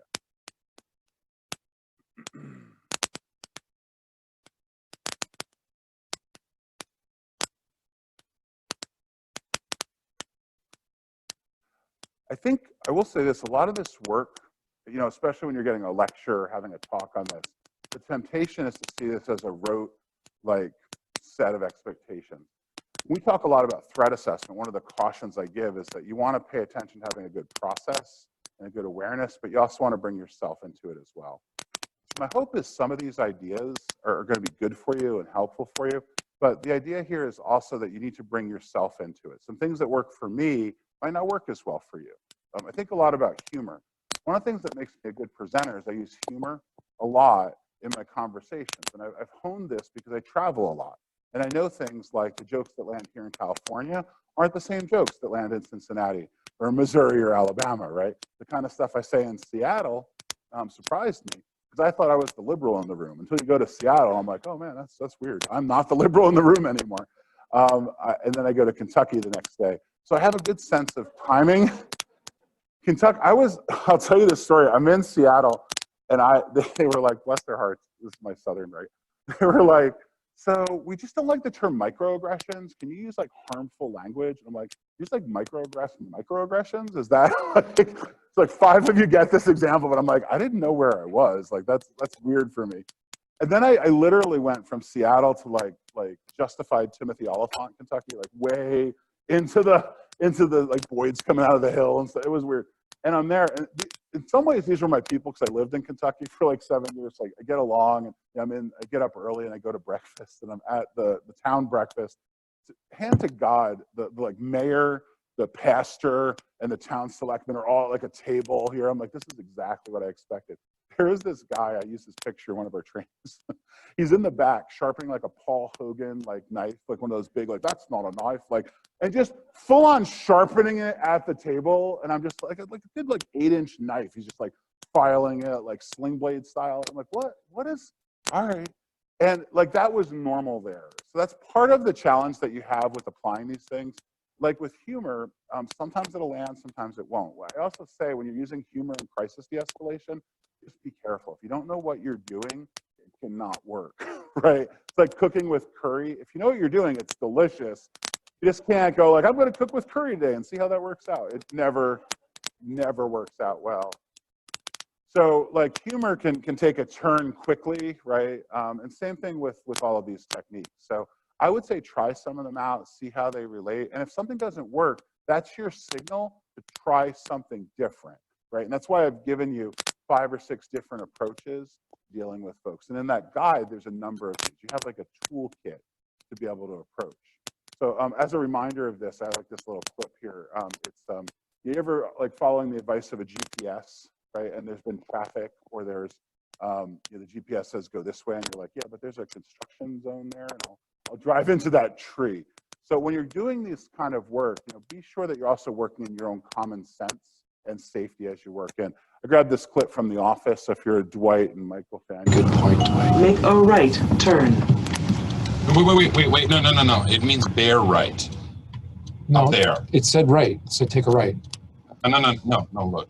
It means go up to the right, bear right over the bridge and flip up the 307. Make a right Maybe it's turn. a shortcut, Dwight. It said go to the right. It can't mean that. There's a lake there. machine knows where it is going. going. This is the The lake. machine This knows. is the lake. Stop yelling at me. No, it's Stop not yelling. There's no road Here. Remain calm. I have trained for this.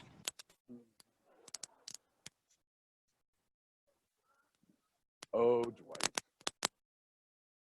But let me end on this concept for you, and I'll hang around as a break between this and the next session, so I can take some questions there, break if you'd like. We think a lot about risk factors, and I talked about risk factors in the last session.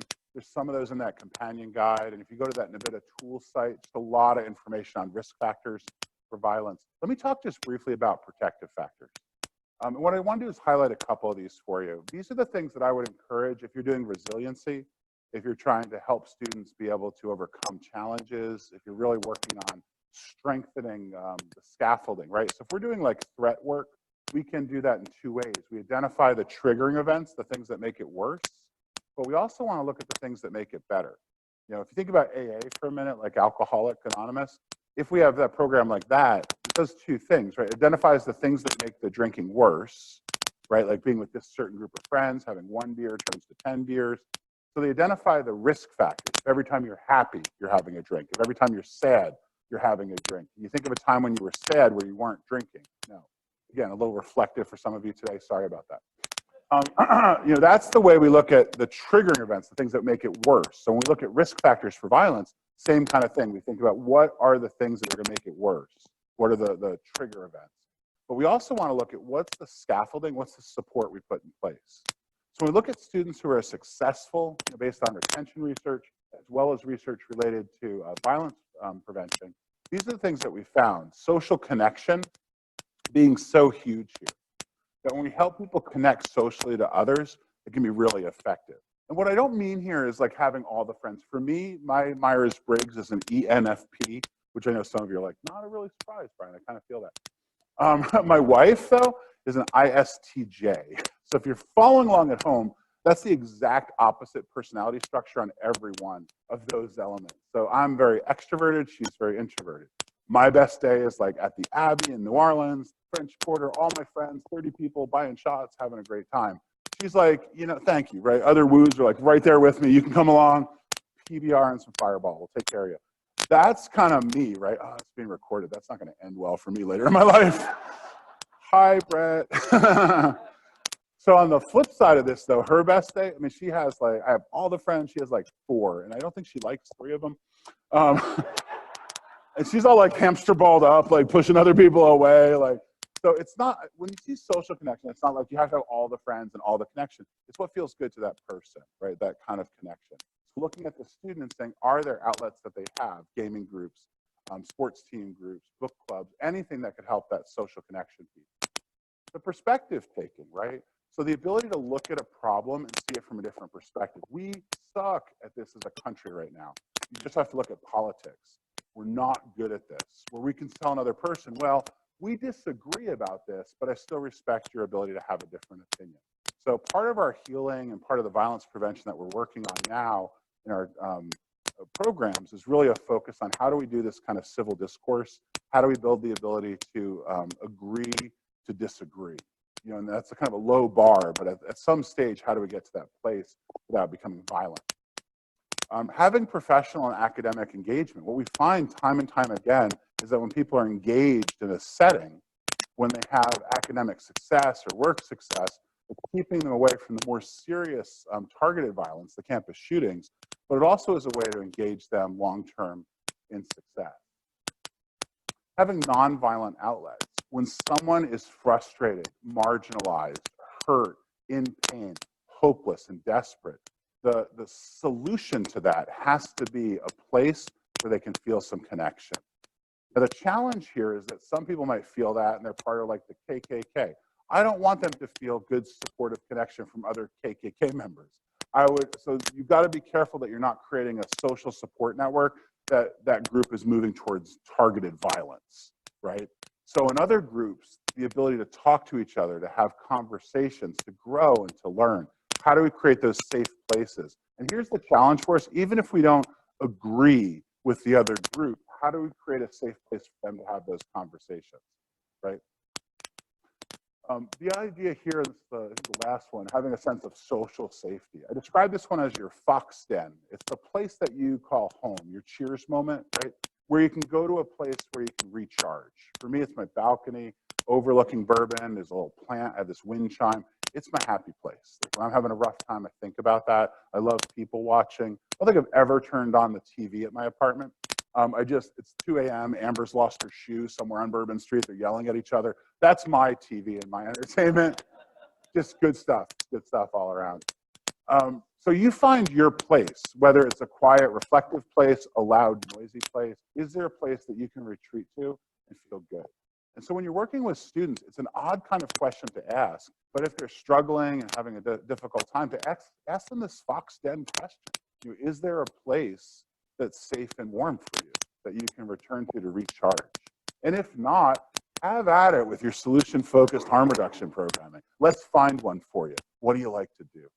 So that's how I would look at some of these issues moving forward. I don't think I had another one here. Yeah.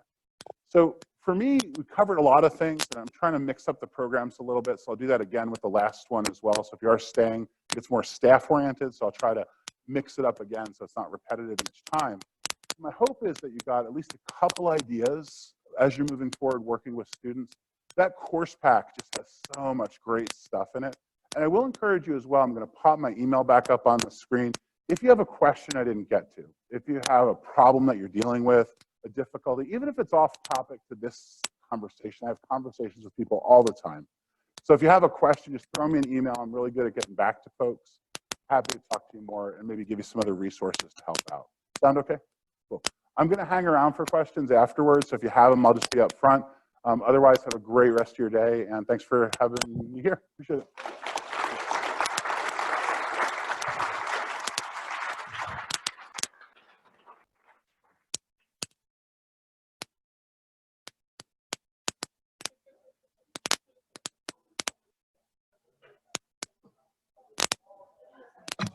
Hi, real quickly, everybody, I just want to mention, thank you so much for coming. We're so happy to be able to be a part of this at the Health Center.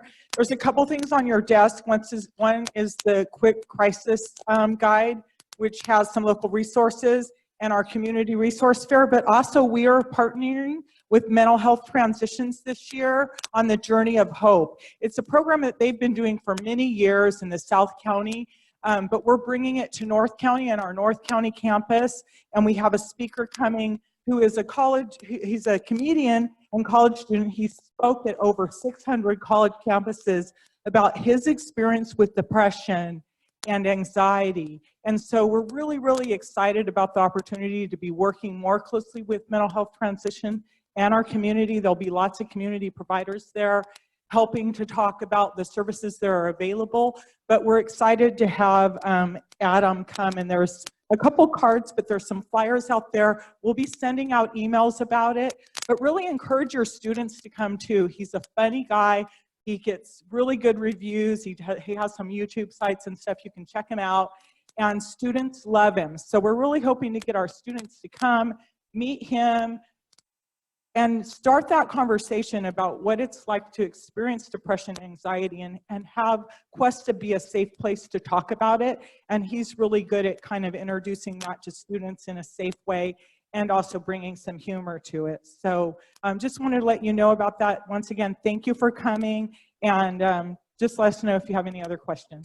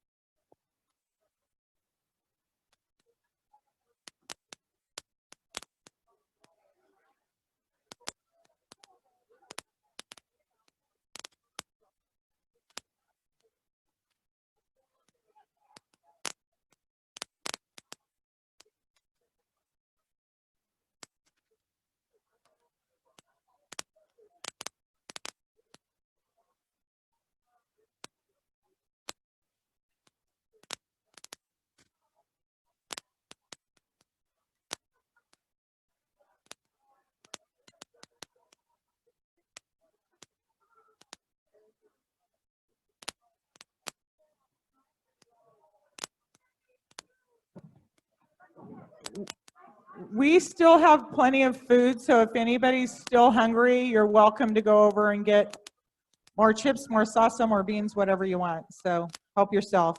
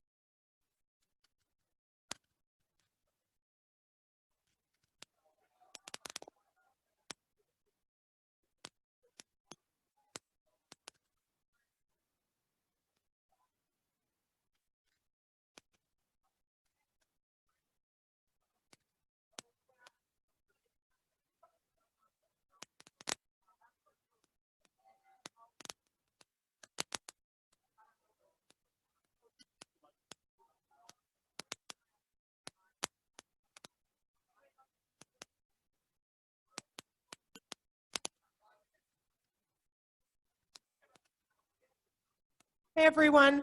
It is 2:30 and our next workshop will begin here shortly. So if you can start to make a seat just in the interest of everyone's time and our presenter who's traveling to San Diego tonight, we're going to try and get started on time.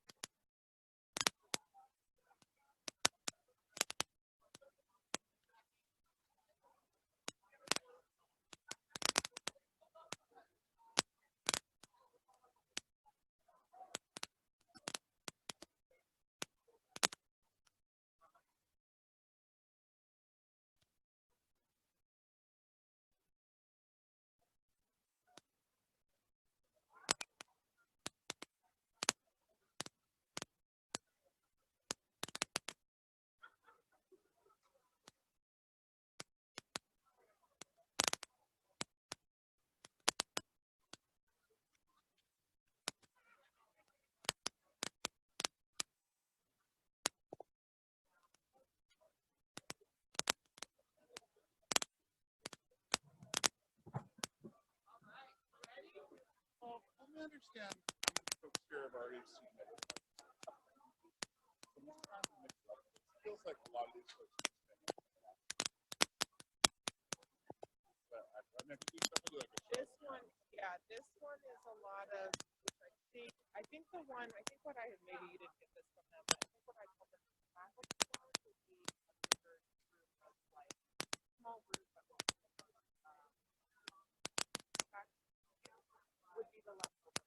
And then the second two sessions is more of the left. So I think it's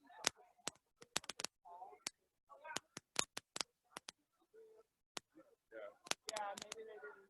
They did. I just asked them. I asked them guys again. Yeah. What should I do? Yeah. I didn't quite understand. One of the words was already. Yeah, I think focusing more on that, like a lot of the same people, but then again, that's not okay. So I honestly, I think it's flexible. I think there's definitely a huge overlap between these two sessions. So if you have something else that would be more useful.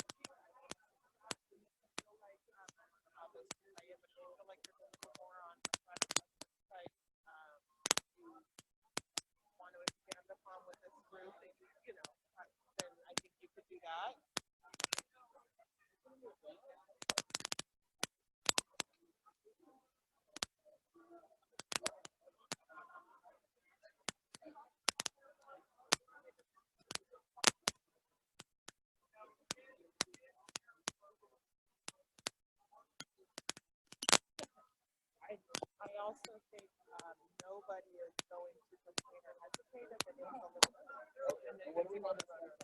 4. Yeah, so you tell me. Yeah, you tell me when you're ready. Okay. How are you on water? You doing okay? Okay, okay. Yeah, and we have lots of Mexican food. Can I get you a plate at all? Of like real food? Okay, okay, okay. All right. Let me know. Yeah, if you don't mind, if you could make me a plate, I would absolutely take it afterwards. Absolutely. And do you have any dietary restrictions or you're No, good? I'm going to be a little more like protein based. Okay. Uh-huh. Yeah, I'll do it and put a thing. Absolutely.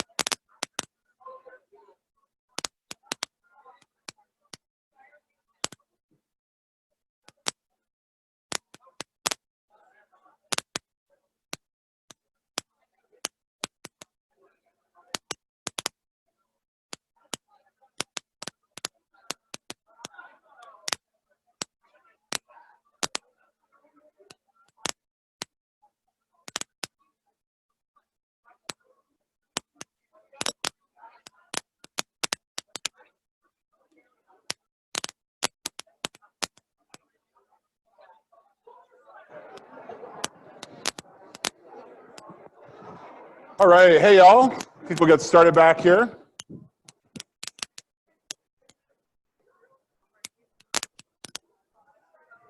So if anyone who's made it through the entire day with me, anyone gonna get like a gold star moment here for hanging through?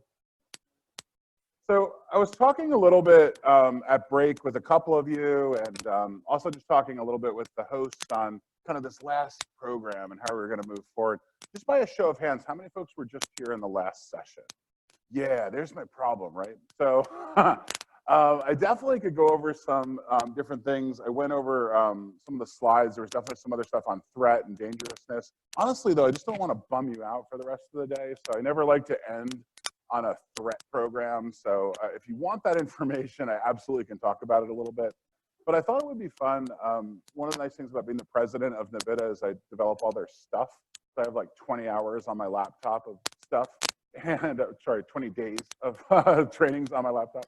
So being able to jump over, and my hope is that this, I kind of switched it up a little bit. I thought this might be useful for you.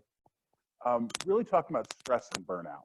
And I'm doing this for a couple reasons. One is it's odd for me to ever run into faculty or staff on a college campus who aren't dealing with stress and burnout.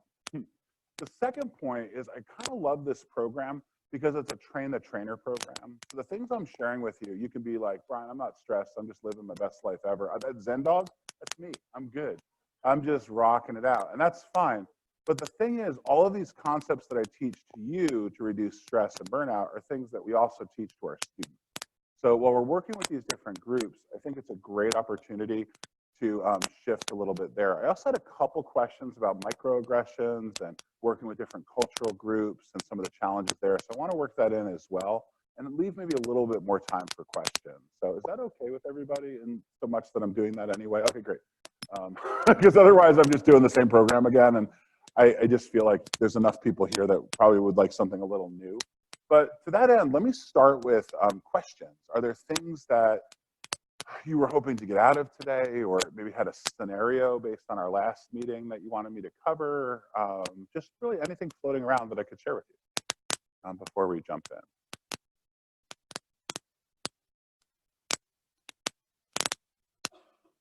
Yeah, please.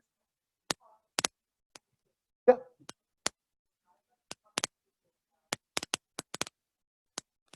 Yeah. Yeah.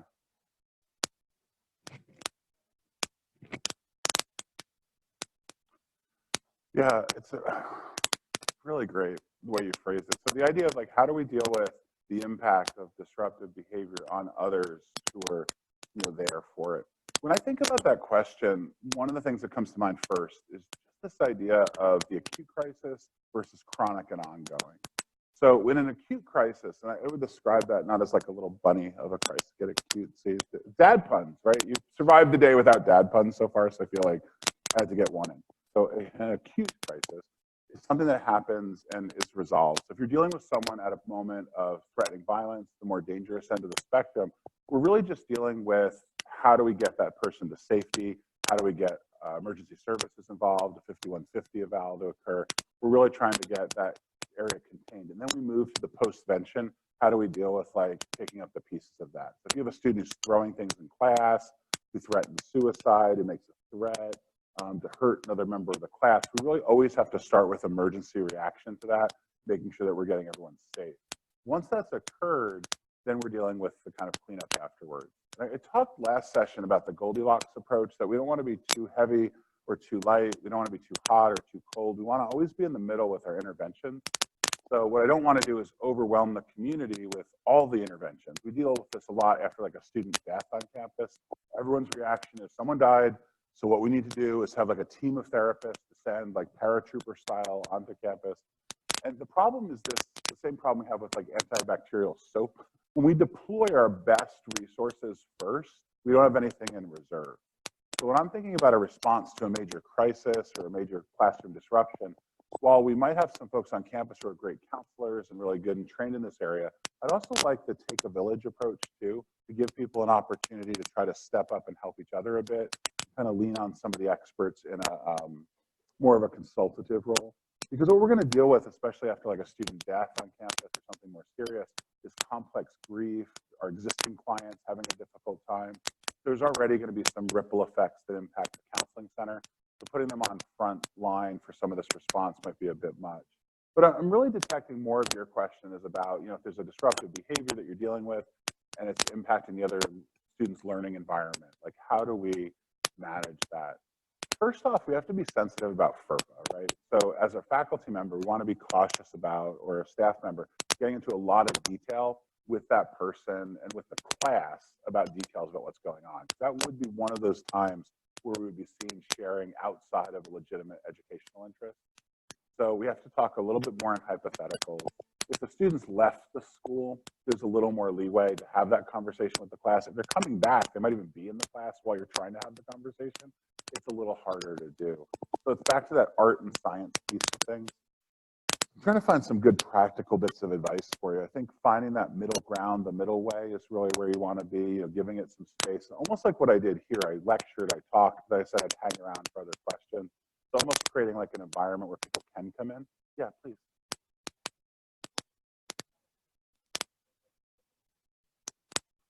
Yeah.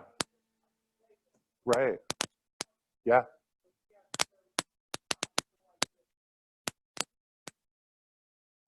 Mm-hmm. Right. Mm-hmm. Sure.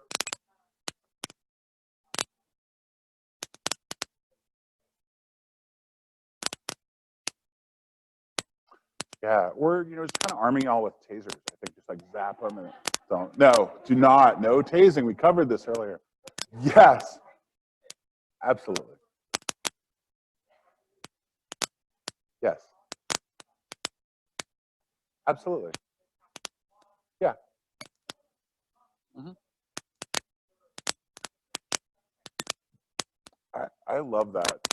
Great example. So the issue here is what happens when someone's having a panic or emotional breakdown or angry in front of a group. What are some ways that we can minimize that impact? I do like the idea, and a lot of it's going to be this, but also think of this, right? So you're going to get that a lot. So first off, yes, if we can get them to a separate place, great. If it's the third floor sub basement with a swinging light bulb and you're alone and there's no windows or safety, no, right? So you have to use common sense there. So if there's a place off the main lobby where you can still be heard and still have backup and still if something escalates that you can get help, that's wonderful, that separation piece. The other part is I think just helping folks understand that when you're in a crisis management place, you're also on display. So I was doing a talk in Connecticut. It was a large faculty group, about 500. And as I was talking to them, one of them asked me a question. The host came up to me after the training was done and said, "Brian, I'm so sorry." And I'm like, "For what? Like, what's up?" And she's like, "That question." I'm like, "What question was that?" And so I guess one of them asked me like a really pointed question. So for me, I think back to this. I still can't even remember what faculty member it was.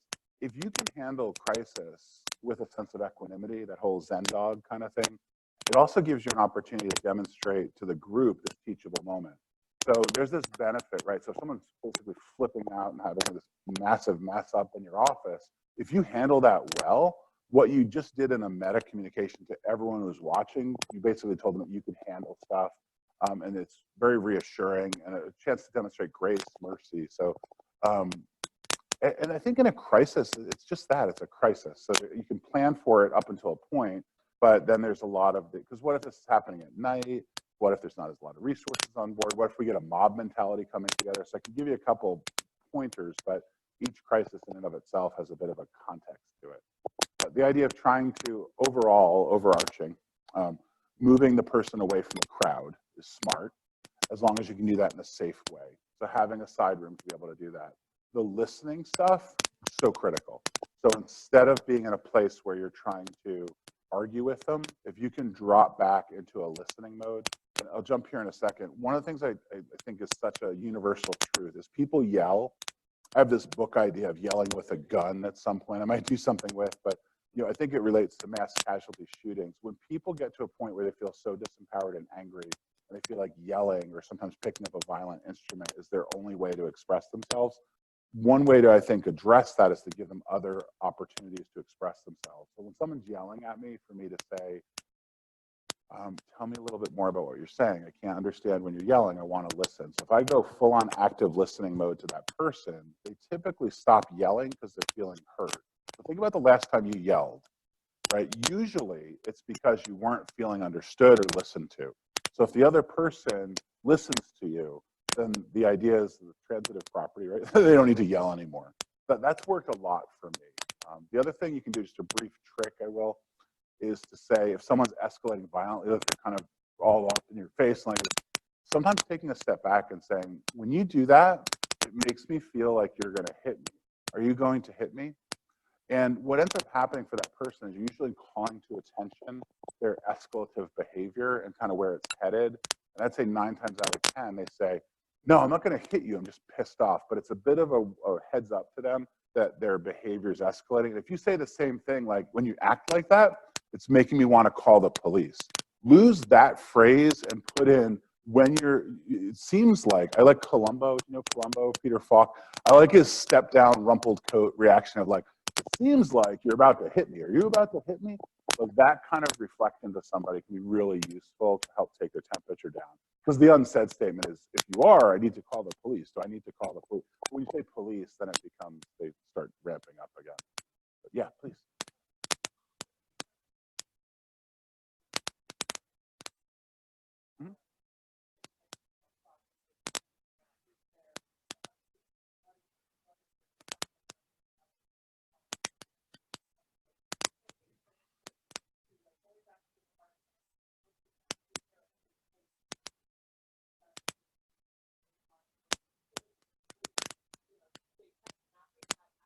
Yeah. Yeah.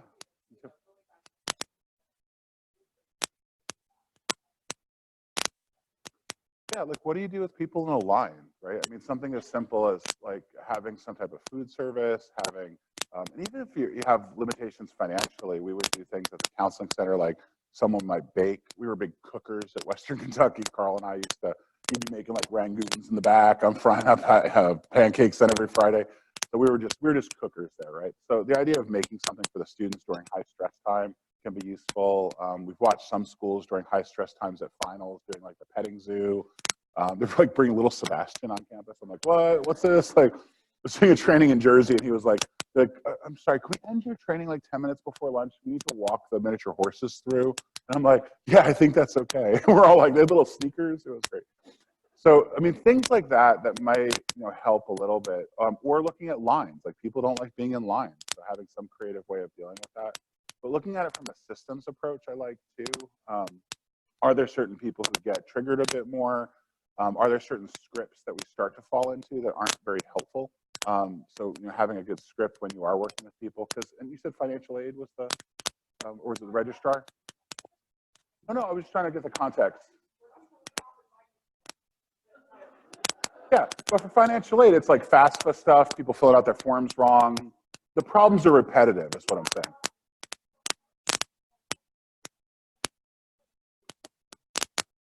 Yeah. Mm-hmm. Mm-hmm.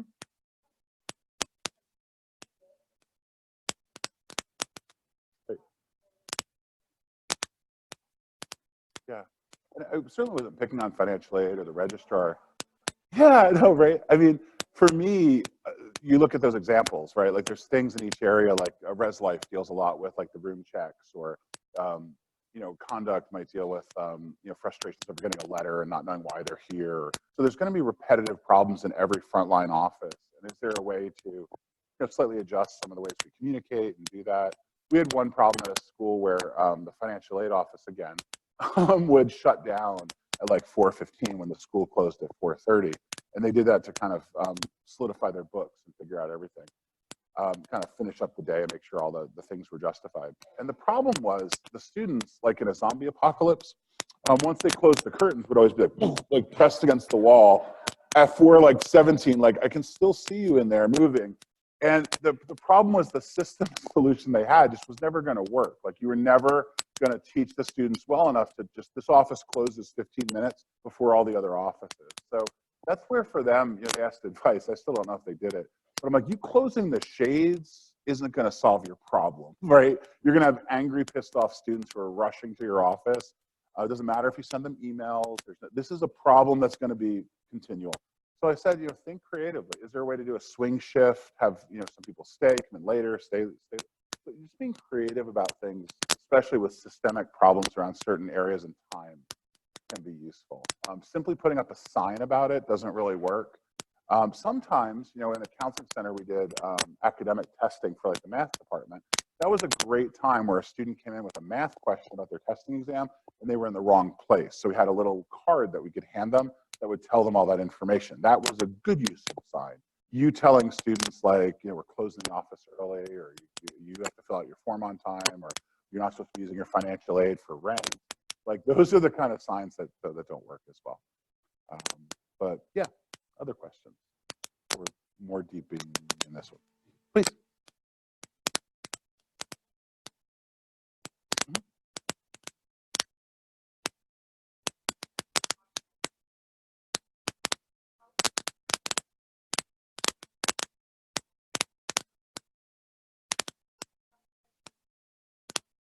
Yeah.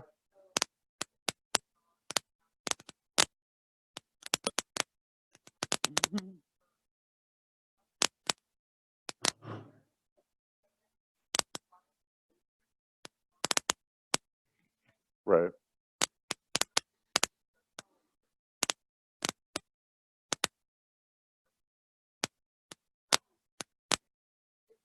Yeah.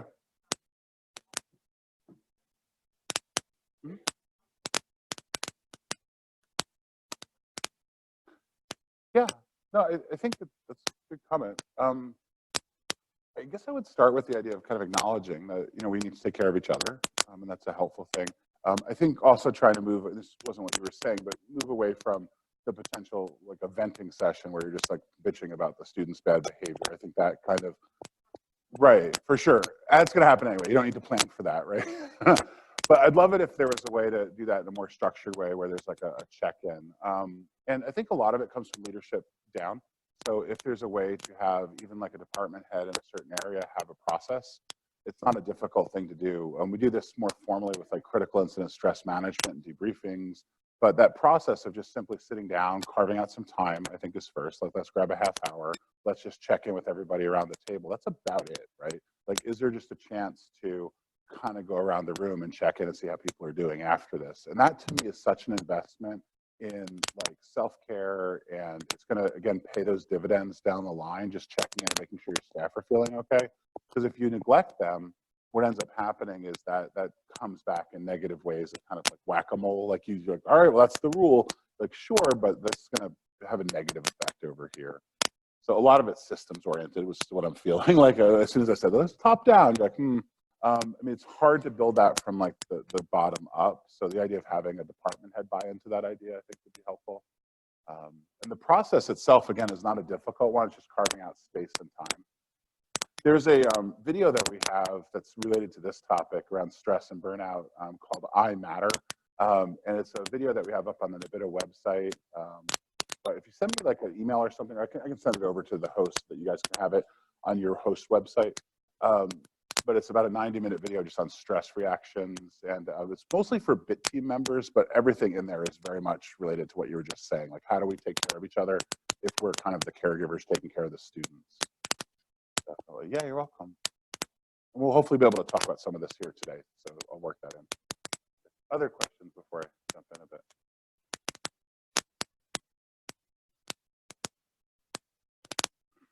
Oh, please, thanks.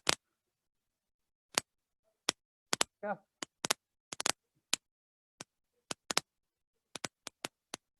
Uh-huh.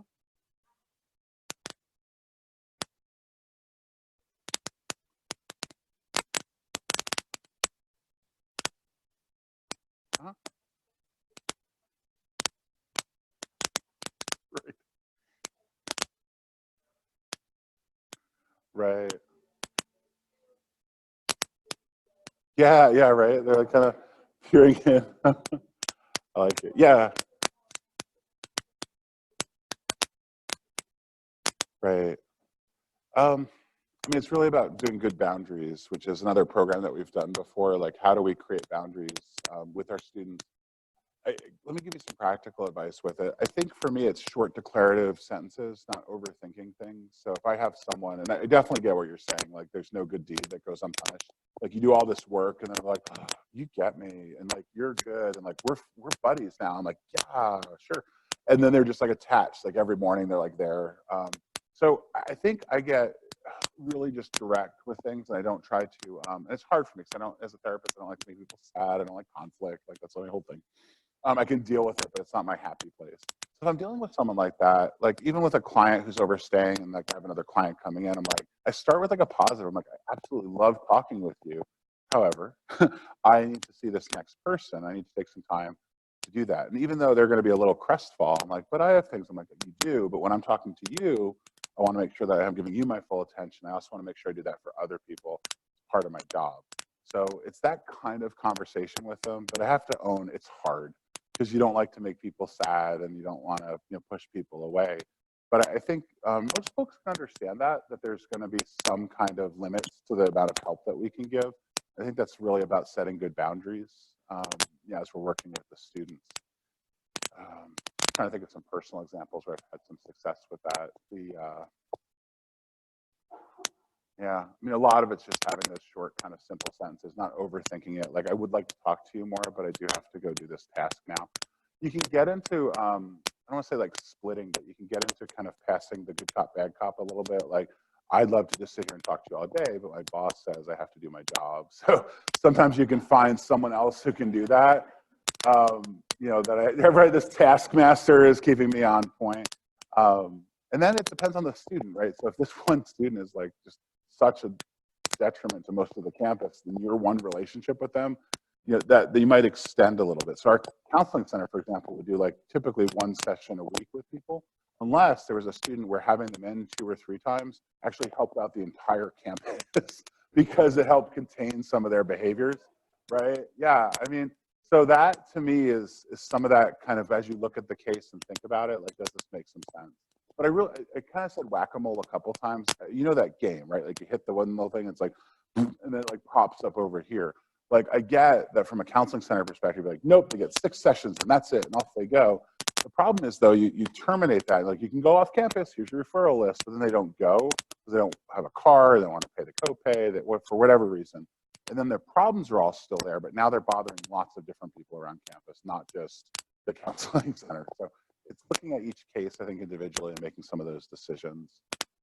But yeah, it's around boundary setting. If you send me an email, I think I have a program or a chapter or 2 on boundary and issues. And when you say boundaries, it makes it feel like you're not doing a good job. Like you need to set better boundaries. Like that's not how I'm coming at it. It's just when you're dealing with people who are super attached to you, setting limits, I think, about how to do that well without losing the attachment. You spent all this time putting money in the bank to finally get a connection with them, and now the connection's too intense. So you're almost trying to kind of find a middle ground with it.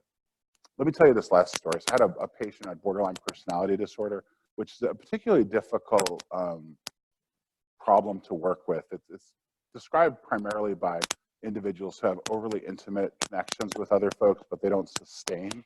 So they're like, you're the best and I love you. And they're like, I hate you and you're the worst. And they're kind of all over the map. Their whole disorder is essentially they can't maintain normal relationships in a balanced way. So I had a client like this, and she would always be late for her sessions. So she loved me and things were great. And she's like, Brian, you're terrific. And like, I very much enjoyed working with her. But here's the problem. Like, she would never show up on time, right? And my office manager, they're always great to have her super protective of your director of counseling. So she's like, the hockey goalie, like trying to block her out. And I'm like, I had to have a conversation with her because the way I set it up was, I was like, her name is Laura. I'm like, Laura, you can come in and meet with me. This is our time, from like 2 to 3 today. If you come in at 2:15, I'll meet with you, but it'll only be for 45 minutes. And because they love testing limits, she'd show up at like, what time? You want to guess, right? 2:55, like right at like 5 minutes left. And I'm like, these are your 5 minutes. I'm happy to meet with you. I was fine because the thing I know as a counseling center director is I'm just have an hour to write notes. If she doesn't sign up, I'm in a happy place. I'm just doing extra work. And I can put my notes away for a minute and I'm like, fine, I'm over here now. But my office manager hated this. I had to have a conversation with her. I'm like, listen, this is her thing. Some people have depression. Some people hear voices. Her thing is an inability to form consistent relationships with people. So my treatment model is to say, here's my time. I'd love to talk with you, but if you can't make it, I understand. I'm not going to like give you a missed session fee, or I'm not going to take away your time or overschedule it. But this is the time that I have. And that worked with her. So it was a limit, but I felt like it was a fair limit. And I also felt like it was teaching her a life lesson about, like, I do want to work with you and I do want to help, but you only can push it so far because I have other things I have to do too. I don't know if that helps at all, but it's hard work, so I guess is my other thought. Yeah. Right. Yep.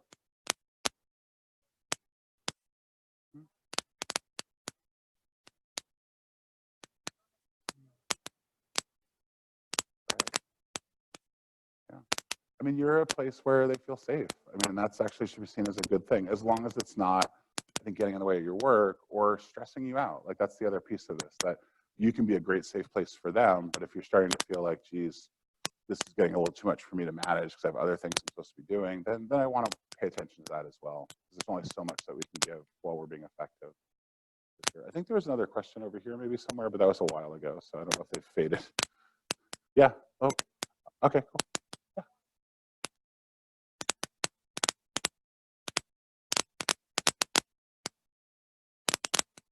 Mm-hmm.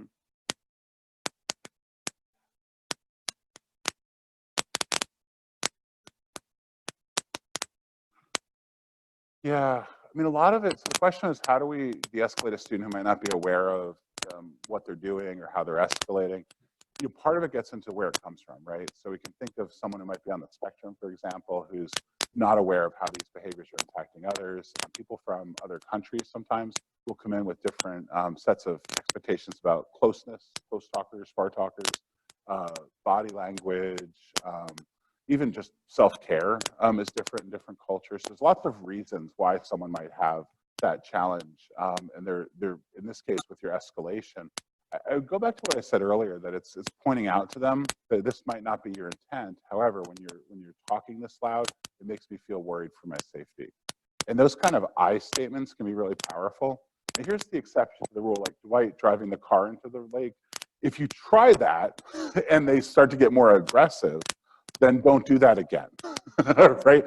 So there's times where you're like, well, I might say something like, it sounds like, you know, you seem like you're getting angry and I'm worried that you might hit me. And they're like, I don't know what, you can't handle getting hit? Maybe it's your problem. And I'm like, okay, note to self, that de-escalation technique did not work. Now I'm gonna try something else, right? So you have to have this kind of spectrum, I think, of ways to interact. So I would start there with just calling their attention to very basic behavioral things. I try to take emotion out of it, like sometimes, especially around, like, I've had students who get into kind of sexual scenarios, they're like touching in a way that you're not comfortable, and there's not, like, say, an intent, at least your detection that there's an intent for them to be inappropriate. But there might be, like, I had a therapist friend of mine who's female, and she had this sports guy who would come in. He always wore these shorts and sat in a way that was giving her more of a view than she cared for. Is that good? I feel like I covered that well. That was good. I'm good. Nice. I'm just going to pat myself on the back there. Okay, good. So, I mean, and this was something that bothered her. So she would just, she was like a mom of 4 boys. She's like, hey, close your legs. I don't need to see that. Like, and that was, so she just kind of would hold them accountable to these things. And it became actually part of their therapeutic work, was to say, have you thought about this? And actually became part of his social skills training. But it really depends on where it's coming from, because that same guy, if they're on the spectrum and they're doing this because they're not aware, is very different than someone who has like a sexual predation part, who's almost flashing people for a reaction. And that's a different problem. So it's really trying to understand where it's coming from. And that's where I might lean towards counseling, maybe even disability services.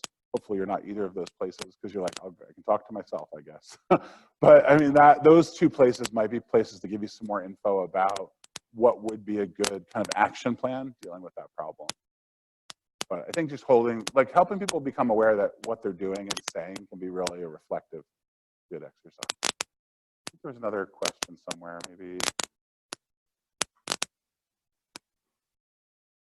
Yeah. Cool, please. That's good. Why don't you go and then we'll go here. You can't forget this time, though. You got to remember.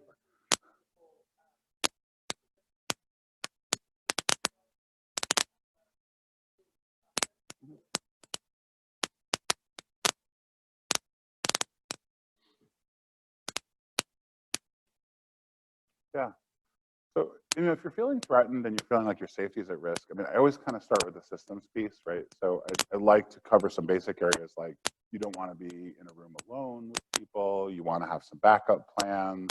Again, for night work, especially with non-trad students, just being aware of how the office space is set up. So we do other work in like vulnerability assessments, just looking at something basic like if something bad were to happen in this room right now, where are the exits, where's the fire pole, like having a situational awareness is a starting place, like from a prevention standpoint. In terms of personal safety, I think knowing where the exits are and knowing that you're not putting yourself in a spot where you can feel trapped. So some of that is related to kind of office design as well.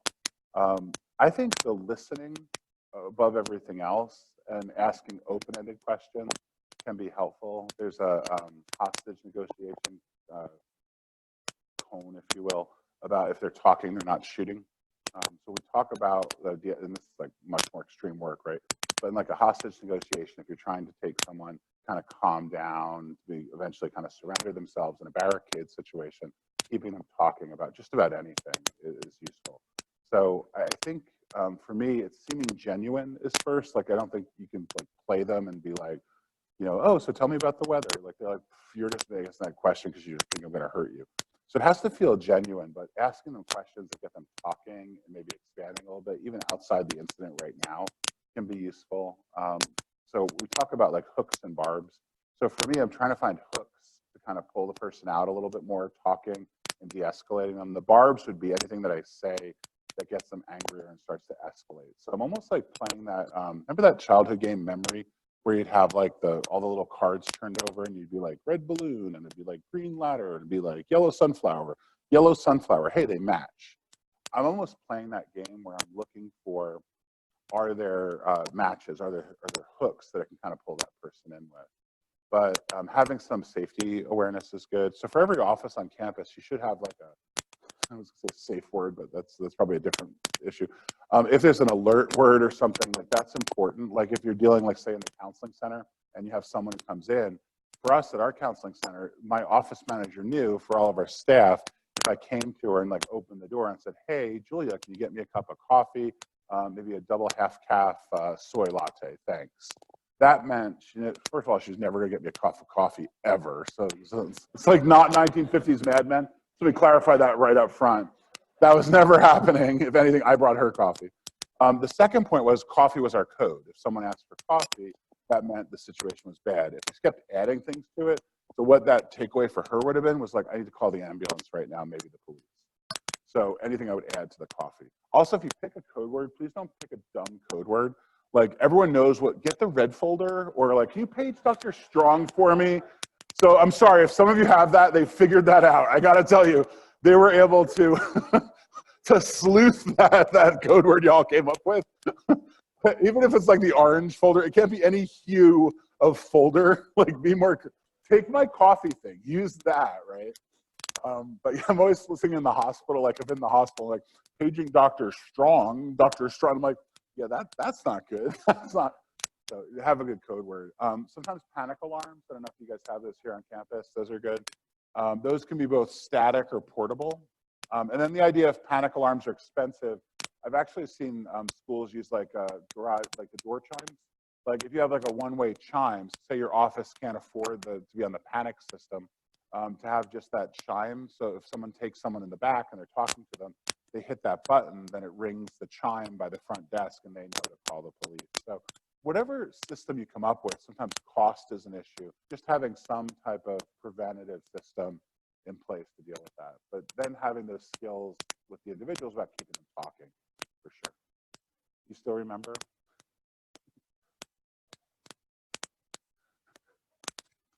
Yeah. Uh-huh.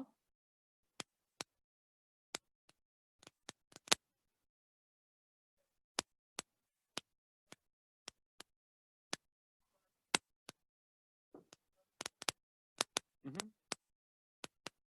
Yeah.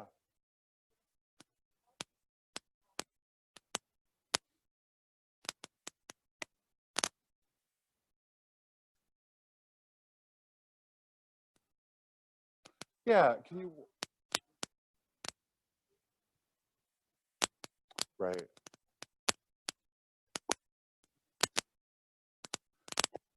Yeah, I mean, I think it goes back to this idea that when someone's yelling at you, if they're actively yelling at you, they're not going to be receptive to anything you have to say. So I almost have to pause, like, even if I have the cure for cancer, they're not going to listen to me. If they're yelling, that means they're in a place where they're aggressive, they're not receiving information well, and they're heightened. So my first job is always going to be taking their temperature down a bit. So like, even if I have something that's going to solve their problem, until they can calm down a little bit, they're not going to hear it. So I kind of go back to that, like trying to get them calm a bit more. You know, if there is something, if they're calm and they're just talking a lot, and they're just all over the map, I think just asking some of the, it's almost like a consent conversation. Like, I have some information that might help you, but you also, I get into like monologues all the time. It's one of my favorite crisis de-escalation things. It's like I'm talking to myself. I might say to the student, if I can grab that quick moment and say, it sounds like you have a lot going on right now. I have some ideas that might help you, but you also have a lot going on. So I'm kind of stuck between asking you to wait a second, let me give you some ideas, versus listening a little bit more. Which would you like to do right now? So it gets into that kind of putting a little more power and control into their hands. And then it also, though, becomes a bit of a time issue. This is the art and science of it. If you're there for like 45 minutes and you're like, I got other shit to do, like, I can't spend my whole day like de-escalating this person.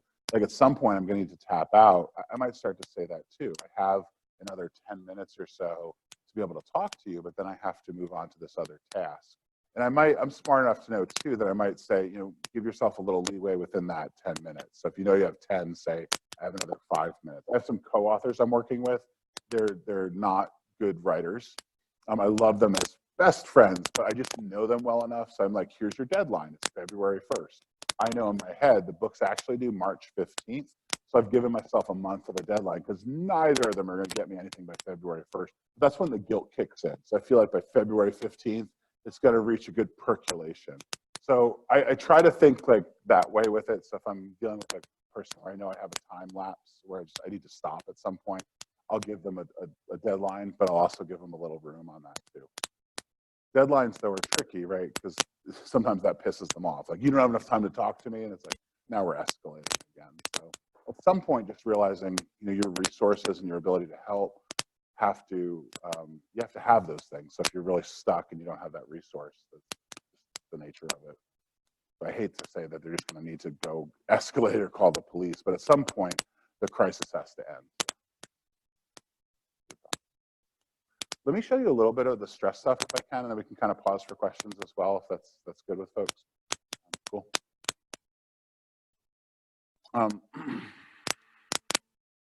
So this is a program that I developed a little ways back. I also wanted to show you some pictures of my kids. Right, they're awesome. That's Noah, he's in school now. Kat's in the middle, and Emily's our youngest. She is pretty cool. We raised both of our girls with two goals in mind. One is they needed to be super snarky. That was way up there on the list. And also a love for 80s music. That was the other piece. So I feel like we achieved both of those, right? It was good. My highlight of my parenting was when Em came up to me and said, Dad, can you, this song's bugging me. She was listening to Jesse's Girl. And she's like, doesn't she get a say in this? Like, where's her agency? And I'm like, I love you. You're great. Like, this is like at 14. I'm like, oh, I'm doing it right. I feel like I'm doing it right. It's Noah and Eli. I love Eli. This kid, I swear, has like because people meet him and be like, I love your daughter's hair. And he's like, oh, I'm a boy. He has no like anxiety about that. He's just like, I'm just a boy. I have long hair. People misunderstand that all the time. It's almost our thing in our family. The boys have long hair. The girls short. It's just our thing. But it gives me hope for the new generation, I think. Here he is picking apples. I don't know why he's doing that, but he is. I also don't know why one Easter we thought having an Easter bunny pinata was a solid move, but we are a very pinata-oriented family and very much enjoy that tradition. It's a good one. Oh, this is my favorite picture of Kat and I. This is me and her at a 21 Pilots concert. What I love about this is you have a 17-year-old girl with her dad, and it's perfect, right? Because she's like, I hate everything about this. You're taking a picture, but you're also paying for the concert. So I don't know what to do. Damn it. She's like, fine, you can take the picture, but just don't show anybody. And I'm like, I won't, don't worry, don't. I was like, who would I even show? I don't know who would. If you worry that that's her only facial expression, she is actually happy occasionally. Here she is It did require us bringing her to Amsterdam and having her first drink. Now, then she smiles, then she's all smiles. That's great. That's cool. I think that's all of them, but who knows what I have in this slide set. Yeah, here's M. You're not supposed to have a favorite, but every parent has a favorite. Emily's my favorite. Just don't tell my wife, she doesn't like it when I say that, but she's definitely my favorite. Partly why I show you those pictures, and I showed you some other pictures in between the sessions. I tried to pull up some travel photos and stuff that I use as a slideshow. There's a method behind my madness with this. So I love that you like my family. That's great. But also, it's a good demonstration of now you start to see me as Brian, right? Not Dr. Van Brunt. If you've been with me in the morning, it was like, oh, Dr. Van Brunt. And it's like, I want people, when I'm working with them, to see me as Brian, right? Even for my students, I say, don't call me Dr. Van Brunt. It reminds me of the trauma of my doctoral program. I don't need that in my life. So the more real you can be and genuine with people, so it's kind of like a parallel process I'm doing right now. This to me is some good boundaries. Like I'm showing you some pictures, I'm letting you know who my kids are, but I feel like I'm also aware of that, and I'm not sharing too much, right? I certainly have other stories I could share with you that would be too much. So some of you are like, I want to hear those stories. That's for the bar at some other point. But that kind of self-disclosure, I find, and maybe you're feeling this right now, like breeds connection, right? You end up feeling a little closer to the person you're talking to. And that's the kind of stuff we're talking about when we're trying to de-escalate people and trying to find a connection with them. And again, like I had this weird experience where I just like cross-training a lot. So in the psychology world, I like going to my psychology conferences, but if I can go to law enforcement work, I love that more because I don't know that stuff. So my friend Jeff got me into this hostage negotiation class, and I just loved it because so much of the work was just about paralleling psychology, like how we get these kind of connections with people and how we use that then to, in a law enforcement sense, keep people safe. But I think it parallels a lot in our work with students as well. So we share some to kind of build that connection to get these kind of hooks and connect it to the person so that we can persuade them to behave differently. Our hope is the persuasion is good here. This is a picture of a duck. So when I do my resiliency programming, I really focus on this idea of learning how to float. I'll talk about what that means in a moment. But let me demonstrate that I am good at floating. Here I am at a lake outside of our old house in New Hampshire floating. I'm floating in a lazy river here with the kids. Lazy rivers, by the way, best creation on God's green earth. Very much love me a lazy river. Here I am floating above the water up in Maine doing some whitewater rafting. Lazy river again, back to the river. I'm floating underwater right now. That's Em there saying hi to her dad scuba diving. So I like water is my point. I'm going to come back to why water is important and why floating is good. That's my cat. That's Gabby who left us. She does not like water or to float. So you can see that. So as we look at this, I want to talk briefly about stress, how it relates to burnout, and I'll come back to the floating in a minute. Stress is something that we all experience, and this is good for us, but as well, it's good for our students. Right, so we think about stress, are you this match, zebra? The stress that we impact, the things that hit us, this frayed rope at the moment of breaking. Went Charlie Brown here for some of the folks who've been around a little longer, went Fry for the rest of us. The stress that we feel. Is this you? In the psychology world, there's this famous projective testing technique that talks about stress that relates to two neutral stimuli. So I can do this test for you briefly. As you look at these two neutral stimuli, the more similar you see them, the lower your level of stress. If you see a level of difference between the neutral stimuli, you have a higher level of stress. So I don't know where you'd fall on this. Okay. That's just my little joke to y'all. So when we look at this issue of stressors, it impacts almost everything that we do. Stress, in some way, is what we all struggle with, and it's normal. The idea is that stress creeps up for us, like with our students, and if we manage it, then it creeps back down. We see some examples here. Things that we struggle with, the getting through work, the having to check emails all the time. All these things impact us in a stressful way. This compelling need to check our email all the time, feelings of dread, thinking about work constantly, really having some of these boundary issues again. So all these things are stress reactions. Van der Kolk was the first one to bring up this idea, and I think, especially here in California, you were on the forefront of a lot of this work, the idea that our body and mind are kind of interconnected in this. So all of us have times maybe where we felt stressed, where we start to feel that physically. Anyone share how that kind of hits you when you're stressed? How does your body react to that?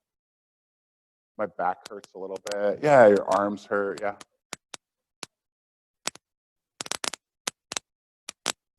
Great question. I really like that. Here's why. So the question was, can you talk about why checking your email all the time is a sign of stress? I also agree with you. If what you're saying is what I'm thinking of, I check my email a lot, but I don't feel stressed about it. So I think a lot of times when we think about stress, it's contextual to what's stressing us out. The reason it's up there is because I think the broad population, most people, when they check their email and can't stop, it's usually driven by like anxiety and worry. So all of us, I think, can relate to someone who's like, I'm out with my friends, but I just have to go check my email in case my boss needs something. You're like, maybe you should just let work go for a little bit. But if you're like me, and maybe you are, maybe you're not, like I check my email a lot, but I'm not like stressed about it. I'll be on vacation next week. I'll check my email, but I'm like, oh, they want that. Good luck. Like I'm not losing sleep over that situation. So, you know, your larger point, if I can make it like based on your comment, is that the stress that we're feeling has to be something that causes stress for us. So it might be that checking your email feels like healthy for someone versus it might feel like at home doing that it's an intrusion of work into your home life.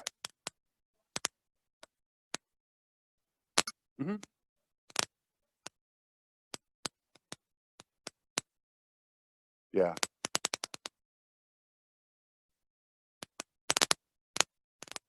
Yeah. And you know, that's a tough one to deal with, right? We had the same issue in our office. It was kind of funny when the email came over, because I'm usually a quick responder on email. We had our HR group came up with a new rule that we have to respond to emails within 24 to 48 hours, which is funny because I'm already doing that. But the people who don't, who the rule was written for, like, and then the rule disappeared, so now no one cares. Like, it's just, you're not going to fix this problem by a rule. It's much more of a cultural issue. And you know what the norm is for the school, and that again becomes a top-down piece. That if someone from either who's running an office talking about expectations, you know, setting those expectations, I think can be helpful. Because then you get like a tension between the staff, which also makes things difficult. We have some partners in the NCURM group who are known for just ignoring things until they hit a crisis, and other people who are like super reactive to things. And it creates some tension between those two folks, because then our bosses will say, well, Brian gets back to us right away. And now the other person's mad at me because I'm responding quickly. And I'm mad at them because I'm like, I had this question for 3 weeks. What's going on? So creating some expectations that aren't just like HR rules, like here's a memo on what our expectations are. If you don't do it, you're in trouble. It's much more of a conversation within usually a group about what your expectations are for response. If that makes sense. So I was talking a little bit about the kind of mind-body piece, that we hold our stress in different ways. And that's just something to be aware of, how we're holding our stress. Some of the signs that we might experience related to stress, you can see here. And again, this is very individualized. Some of us are going to feel this different than others. There's very much of a contextual piece to this. Burnout, as we move forward, is stress left untreated leads to burnout. So there's going to be a little difference between the two. When I look at burnout here, these are pretty good. Stress is characterized by over-engagement. You can't let things go. You're stressed out. You're like, I got to deal with this right now. If I don't deal with it right now, I'm going to get in trouble. Burnout is this disengagement. You just don't care anymore. And that's really what we're looking at a little bit more here, that burnout becomes the larger concern. Sense of urgency and hyperactivity. So when you're stressed, it's almost never enough. You're running around trying to solve things. With the burnout, this turns into hopelessness. I don't even care anymore. So when we're looking at how to address this with students and faculty and staff, really identifying some of the differences becomes important. Loss of energy and fuel, loss of ideals and hope. So that's kind of the difference between the two. The parallel here might be a stress reaction if you're in the therapeutic community. Might be just stress, like through an adjustment disorder. Left untreated, an adjustment disorder can become PTSD. So that's the issue that we're really struggling with. We also have this in caregiving professions related to what we call vicarious trauma or compassion fatigue, that we help so many people so often that eventually we get to a place where we shut down. And that's really what we're going to be more concerned about here. Stress is normalized, whereas burnout is something that's really harder to come back from. The other thing I think about here with stress and burnout is, like, if you go on vacation, you know, do you return and have those same issues? That with stress, if you go away and relax or have a nice weekend, you come back recharged. And it's a bit of a, you like this, Lester? Like it. You're in a really neat litmus test position right now. So one of the ways you can know if you're stressed versus burned out is how you feel about the 21st coming up. If you're like, I've had a nice break, I'm very excited for all these little kids to come back and I'm gonna help them, and yay, I love my job.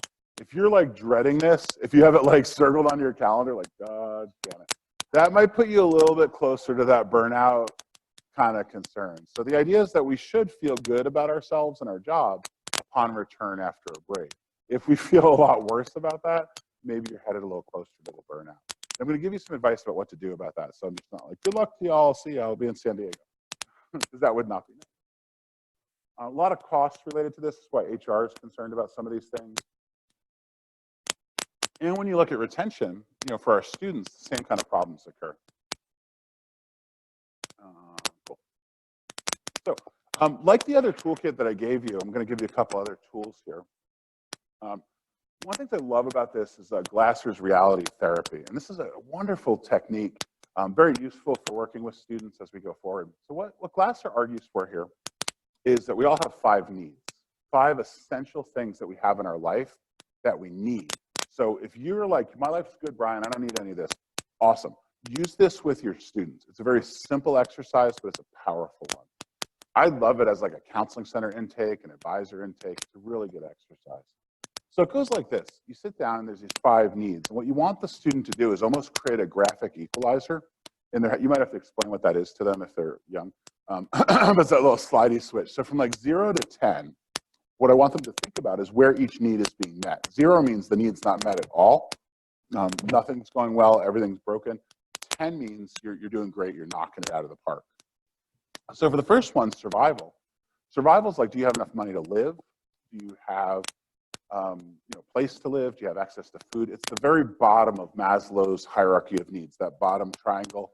This is not the bottom is Wi-Fi, but above that is all of these things that we would get to next. So that's the critical part. So survival. Now, if I do this for myself, let's say back in college. So I'm doing this for myself back in college. This is the neat part of this exercise. You can mess with time. So for Brian back in college, I was doing okay, maybe about a 4 or so. I didn't have a lot of spending money.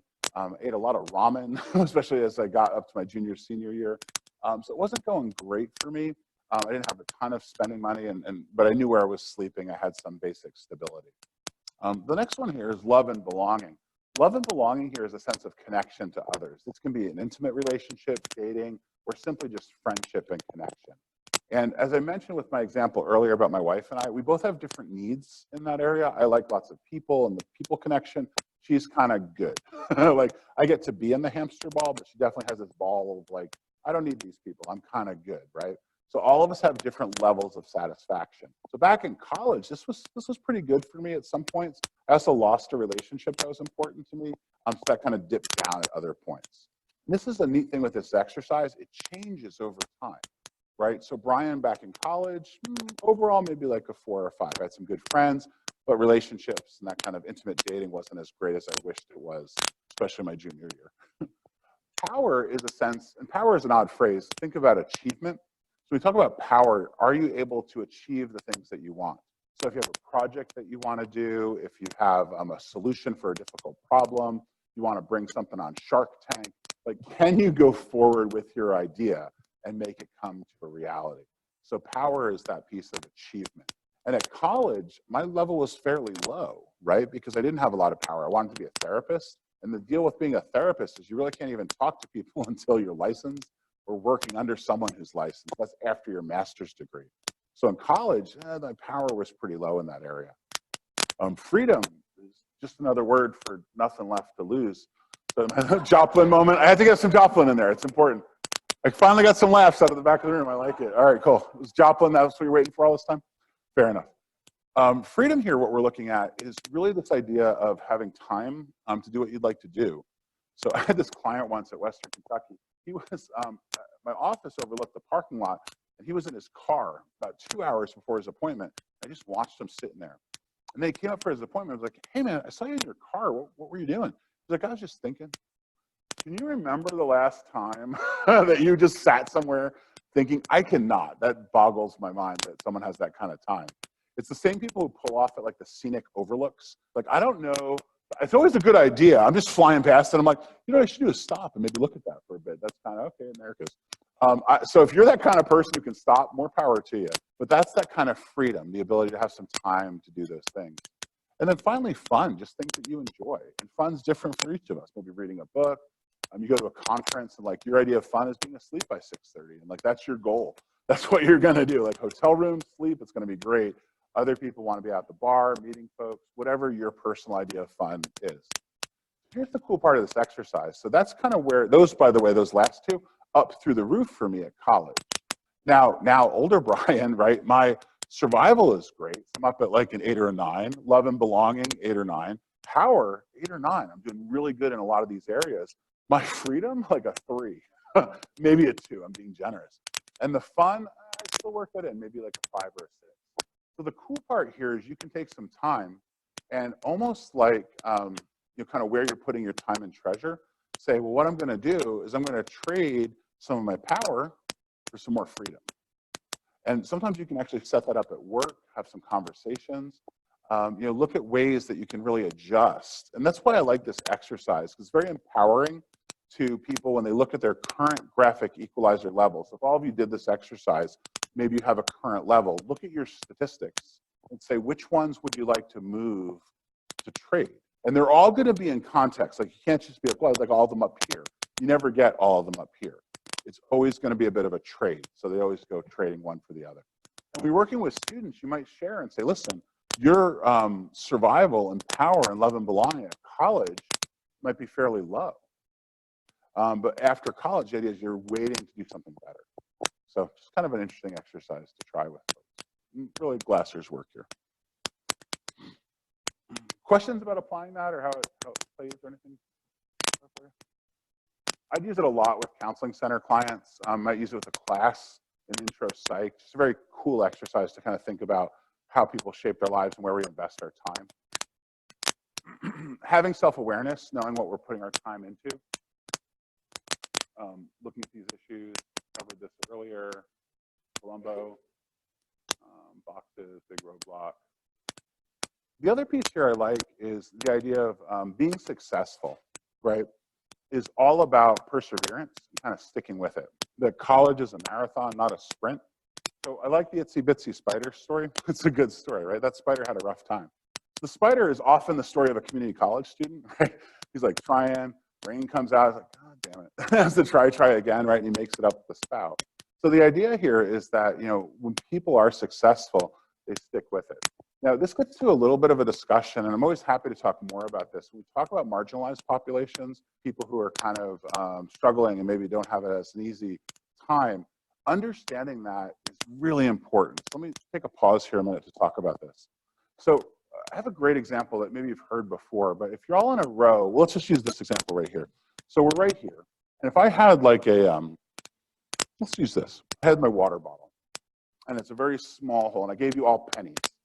It's a bad decision if you're going to hit me with pennies. But it's hypothetical, so we're safe. If I gave you a big pile of pennies and I said, your task is to throw pennies, get 1 penny into this little hole. How many pennies do you think you would need to make that task happen? Think optimistically. Let's say you have a good throwing day. You can have as many pennies as you'd like. How many do you think you want to need? 10? Okay, you're very optimistic. I like it. Yeah, right on. I'm gonna give you 10. All right, there, like 10 maybe. I feel like I'm gonna get plucked in the head a couple times, but maybe 10 you could get it in. How about y'all? You're a step back. 30. How about y'all? You're up to the 100 now. How about y'all? Maybe you're up to like 500. Like, I could do it. Like, infinite number of typewriters, infinite number of monkeys. Like, eventually we're gonna type out Shakespeare. Like, it's gonna be a hard shot, right?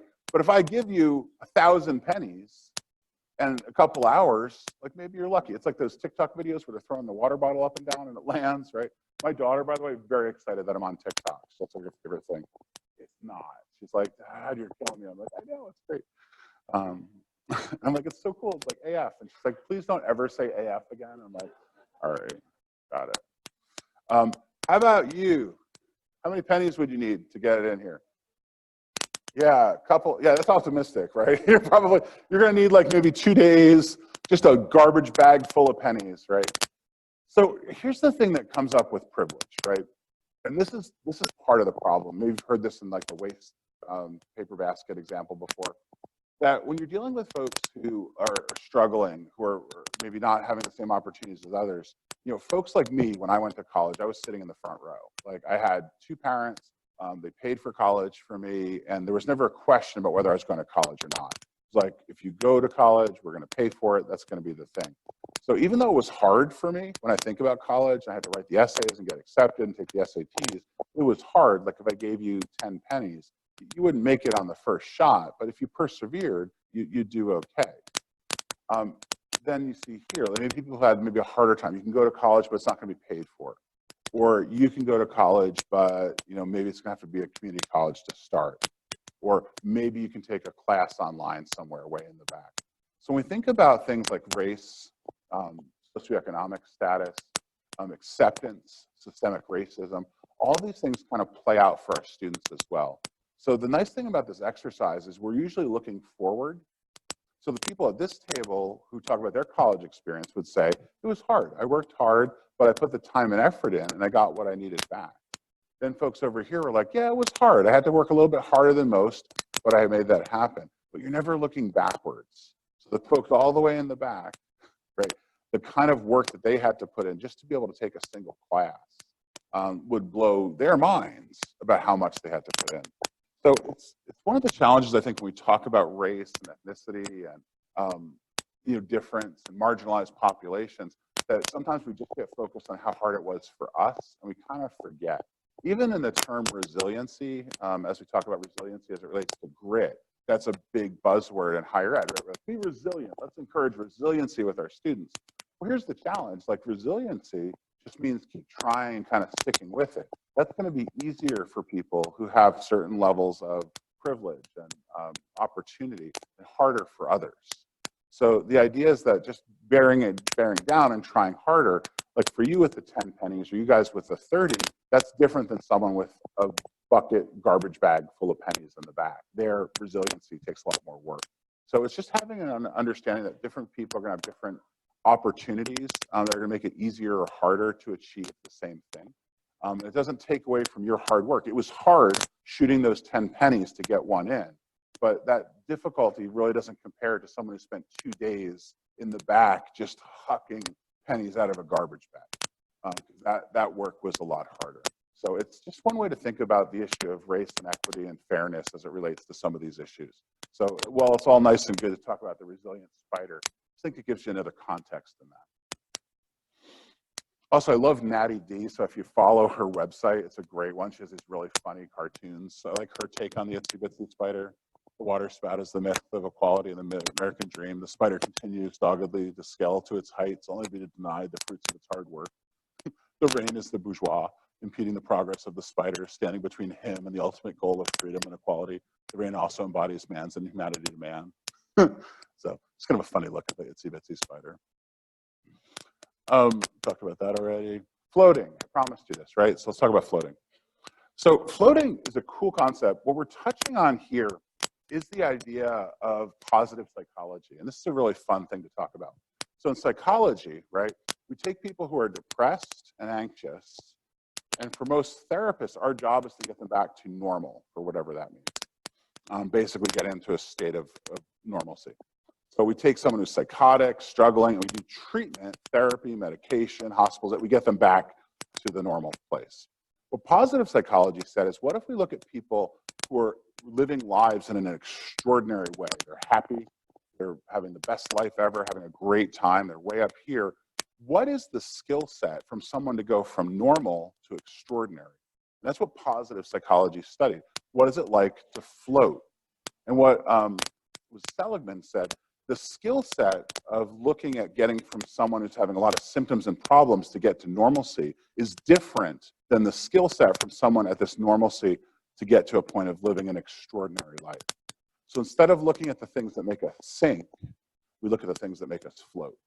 And this isn't an either or. I'm not just saying that we should get rid of psychology in a traditional sense. We need people dedicated to helping people who are hurting getting back to normalcy.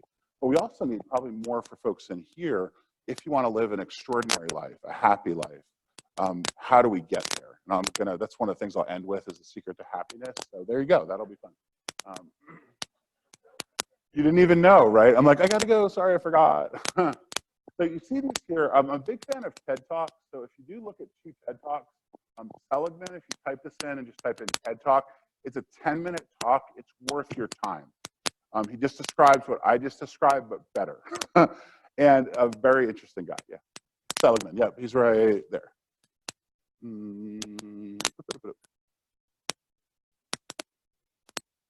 So, as I'm answering a question that's plagued many of you, this is the Logitech Spotlight. So you can find it on Amazon. Because I know like several of you are like, I need to know what that clicker is. So there you go. There's a cool competition in our group about what colors we have. So I have the red one. Jeff argues that the gold is better. He's wrong, but that's fine. You can believe whatever you like. So you see here, we spend our life studying how miserable people differ from the rest of us, but how do extremely happy people differ? So it's one of the things that we can teach both ourselves to deal with stress and burnout, but also our students to live a good life. And here's his quote again. I think the skills of being a happy person are not related to the skills of getting rid of unhappiness. So how do we live extraordinarily? Well, a couple research pieces that we found. First off, more money doesn't solve this problem. Before you disagree with me, let me say this. If you have enough money to get you to the point that you can live comfortably and feel, essentially comfortable, that actually does show a sense of a happiness and contentment. It's the idea that once you're at comfortable, like simply getting more and more and more money doesn't equate to more and more and more happiness. Like, and if you don't believe me, let me tell you this. So you have a choice. You can get a 10% bump in salary, or you can take 4 hours off every day consistently for a week. Take an afternoon off work. It's a different question for each of us, right? It's not as easy as it might have sounded, right? So sometimes that flex time or that extra, like Thursdays, you don't work Thursday afternoons. You're like, what could I do with my Thursday afternoons? Versus getting a little bump in salary. So it's that idea that maybe happiness isn't just about money. The other thing is it's not just about things, right? So the idea of just getting new things, what we talk about is it habituates. We get used to things. When I used to teach psychology, one of the lessons I did, and I'd encourage you to follow this if you teach in this way too, it's a very fun thing to do with college students, is you essentially give them 2 tasks. At the beginning of the semester, you say, write me an essay, 1-page essay, no citations, no APA format. Write me an essay that says, I want you to go out this weekend, do something fun just for yourself, and write about it. And they're like, Brian is the best professor ever. I'm done. I'm off on that. So they'll write that essay, first week of class. About halfway through, I'm going to give them another essay. I say, do this. I've taught about altruism, about giving back. So I say, do something for someone else. You can make someone dinner, write a note to someone that meant a lot in your life, pay forward at like the Dunkin' Donuts or wherever, like the Jack in the Box, I don't know, to adjust my cultural references. So, do something nice for somebody else. And then I want you to write the same essay, 1 page, no APA citations, no nothing. Just write a couple paragraphs about how that felt, right? And then here's the kicker. What I want you to do at the end of the semester is compare and contrast. And what you're going to find from the students is that while that thing they did, buying new shoes, video game, having some pie, going to the movies, has left their mind by now. Like, it was fun at the time, but they don't really remember it.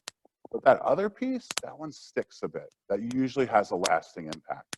That's what the research says here, that when we look at this idea of fulfillment, it's not just about hedonism, it's not just about collecting things, but true happiness really lies in the giving back. These helpful kind of moments. I also use this a lot in couples counseling, which I found pretty helpful. The idea of giving them assignments. So here's the secret to happiness. Y'all ready for it? Pleasant life, phase 1. So people who are happy, what the research tells us, is that they can be mindful of something pleasurable happening to them. For a college student, I'd often say, the worst thing you can do is study for 8 hours and just not read things well and never take a break. I'd rather you study hard for 45 minutes, go get a cup of coffee and enjoy that cup of coffee, go for a walk, watch a TV show, and then come back to studying. can you be mindful of the task in front of you? So that's the first stage of happiness, is getting to a place where you can be mindful about enjoying what's going on. The problem if you stop here is that things habituate.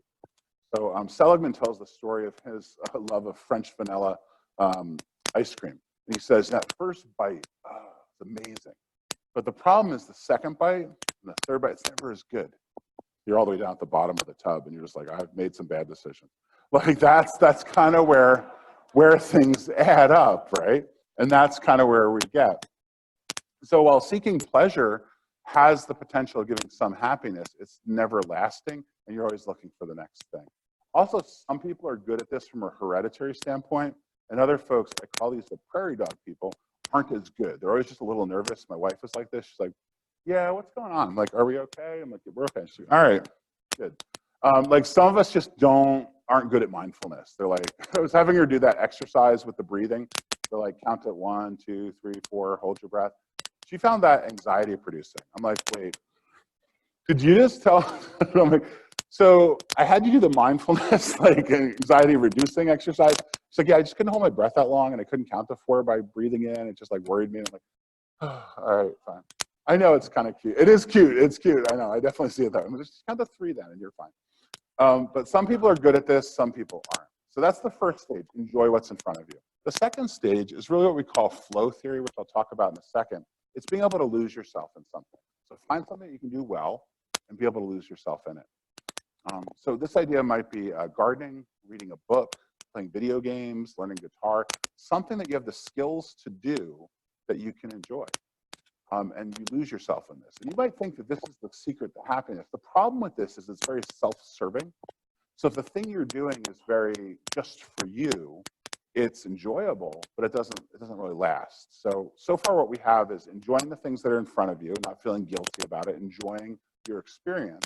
The second phase is finding something that you do well and investing yourself in that, or you can find things that you enjoy. That would be the second piece. The final piece to the secret of happiness is finding something that you can do well and then giving back to others. I would describe myself right now as a pretty happy person, and some of that is I found a job that I enjoy. I get lost in the talking, I'm giving back to other people, I'm in the zone, if you will, the flow state, but I'm also giving back to others. So I'm doing something I'm good at, and I'm being able to express it with other people, hopefully helping. And the mindfulness part, the enjoying the things that are in front of you. So when we talk about trying to find true happiness, a lot of it is, enjoying the things that are in front of you, finding something that you do well and experiencing that and doing that. And that could be anything from like dance to going for a bike ride to reading a book, anything that you have the skill set to do. And then ideally, if you can find something that you can do well and give back to others. And that really is that message of happiness.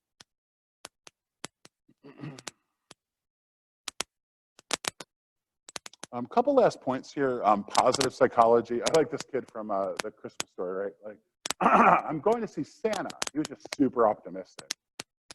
The optimism that we find many times is how we look at the semester. And again, I'm struck by the coincidence that we're really at the beginning of your semester here.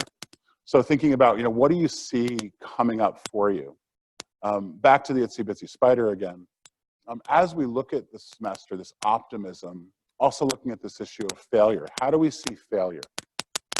And this is particularly useful for our students when we think about how they see failure. Is it something that's definitive and it's over, or is it delayed success? And a lot of the work that we're doing with our students, and I think for ourselves, is being on this pathway, this marathon, not a sprint. I like these examples of failure. I think they're particularly useful for those of you who are fans of Harry Potter. J.K. Rowling had this great quote about failure. Do you know how many times she submitted her first book for publication? It's like 12. So there's 11 really upset publishers out there because wherever you fall with her literary prowess, like they made a miss on this one. So it's what we see a lot, that when people are able to look at failure as delayed success and be more optimistic about outcomes, they're going to be in a happier place, a more successful place. These people wrestle with failure. I'll let you wait on the hat guy. That one's my favorite, but takes people a second. You get it, right? That's like, got a hat. That's what it does. And he's not doing it.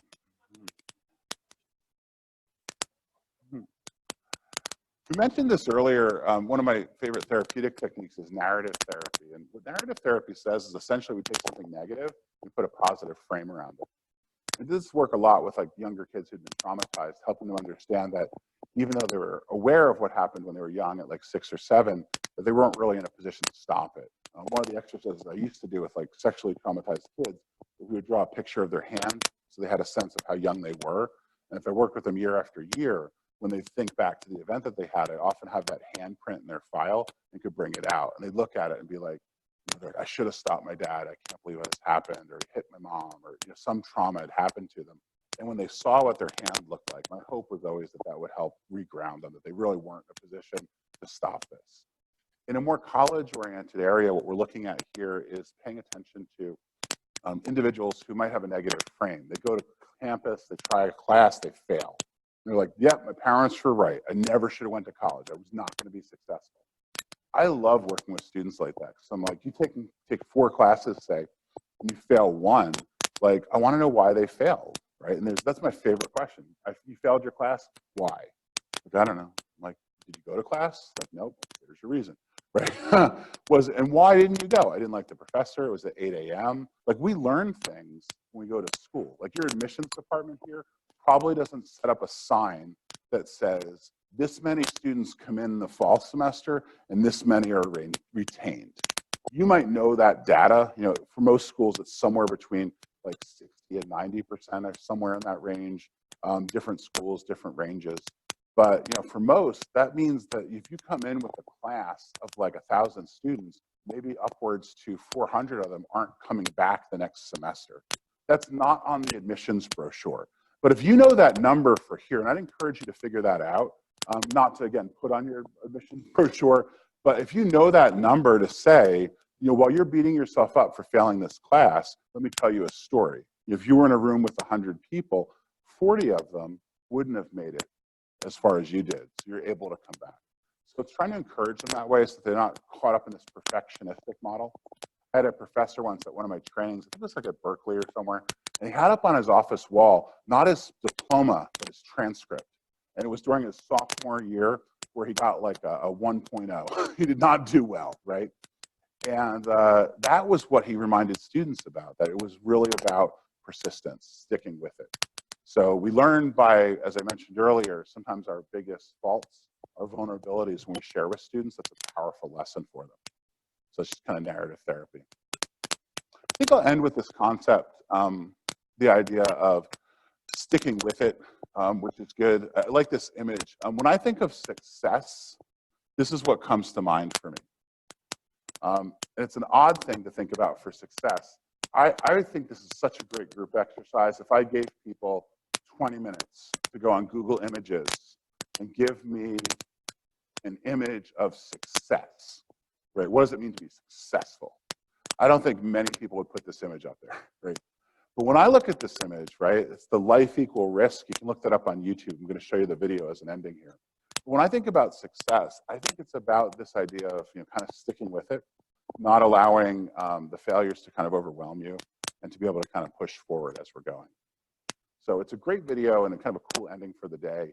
Just this reminder, and I think it's also like the anthem of a community college, like the idea of taking people who are going to stick with it. And for me, the image here, it's the Band-Aid. It's that they tried, they fell, they got up, slapped on a Band-Aid, ready to try again. And that kind of persistence, especially when you take into account cultural diversity, systemic racism, these other issues that people are struggling with. For some of us, it's just enough to be like, you fell 10 pennies. That's a hard throw. Good job. But it's almost more praise for people who've overcome even more complicated issues in their life. We're able to overcome this and be successful. So I'll show you this video here. Or I won't, either way. That's my old school slide set. I gotta press play. Dismissed from drama school with a note that read, wasting her time, she's too shy to put her best foot forward. Turned down by the Decca recording company who said, we don't like their sound and guitar music is on the way out. A failed soldier, farmer, and real estate agent. At 38 years old, he went to work for his father as a handyman. the high school basketball team, he went home, locked himself in his room, and cried. The teacher told him he was too stupid to learn anything. He should go into a field where he might succeed by virtue of his pleasant personality. Fired from a newspaper because he lacked imagination and had no original ideas. His fiancée died. He failed in business twice. He had a nervous breakdown, and he was defeated in 8 elections. If you've never failed, you've never lived. I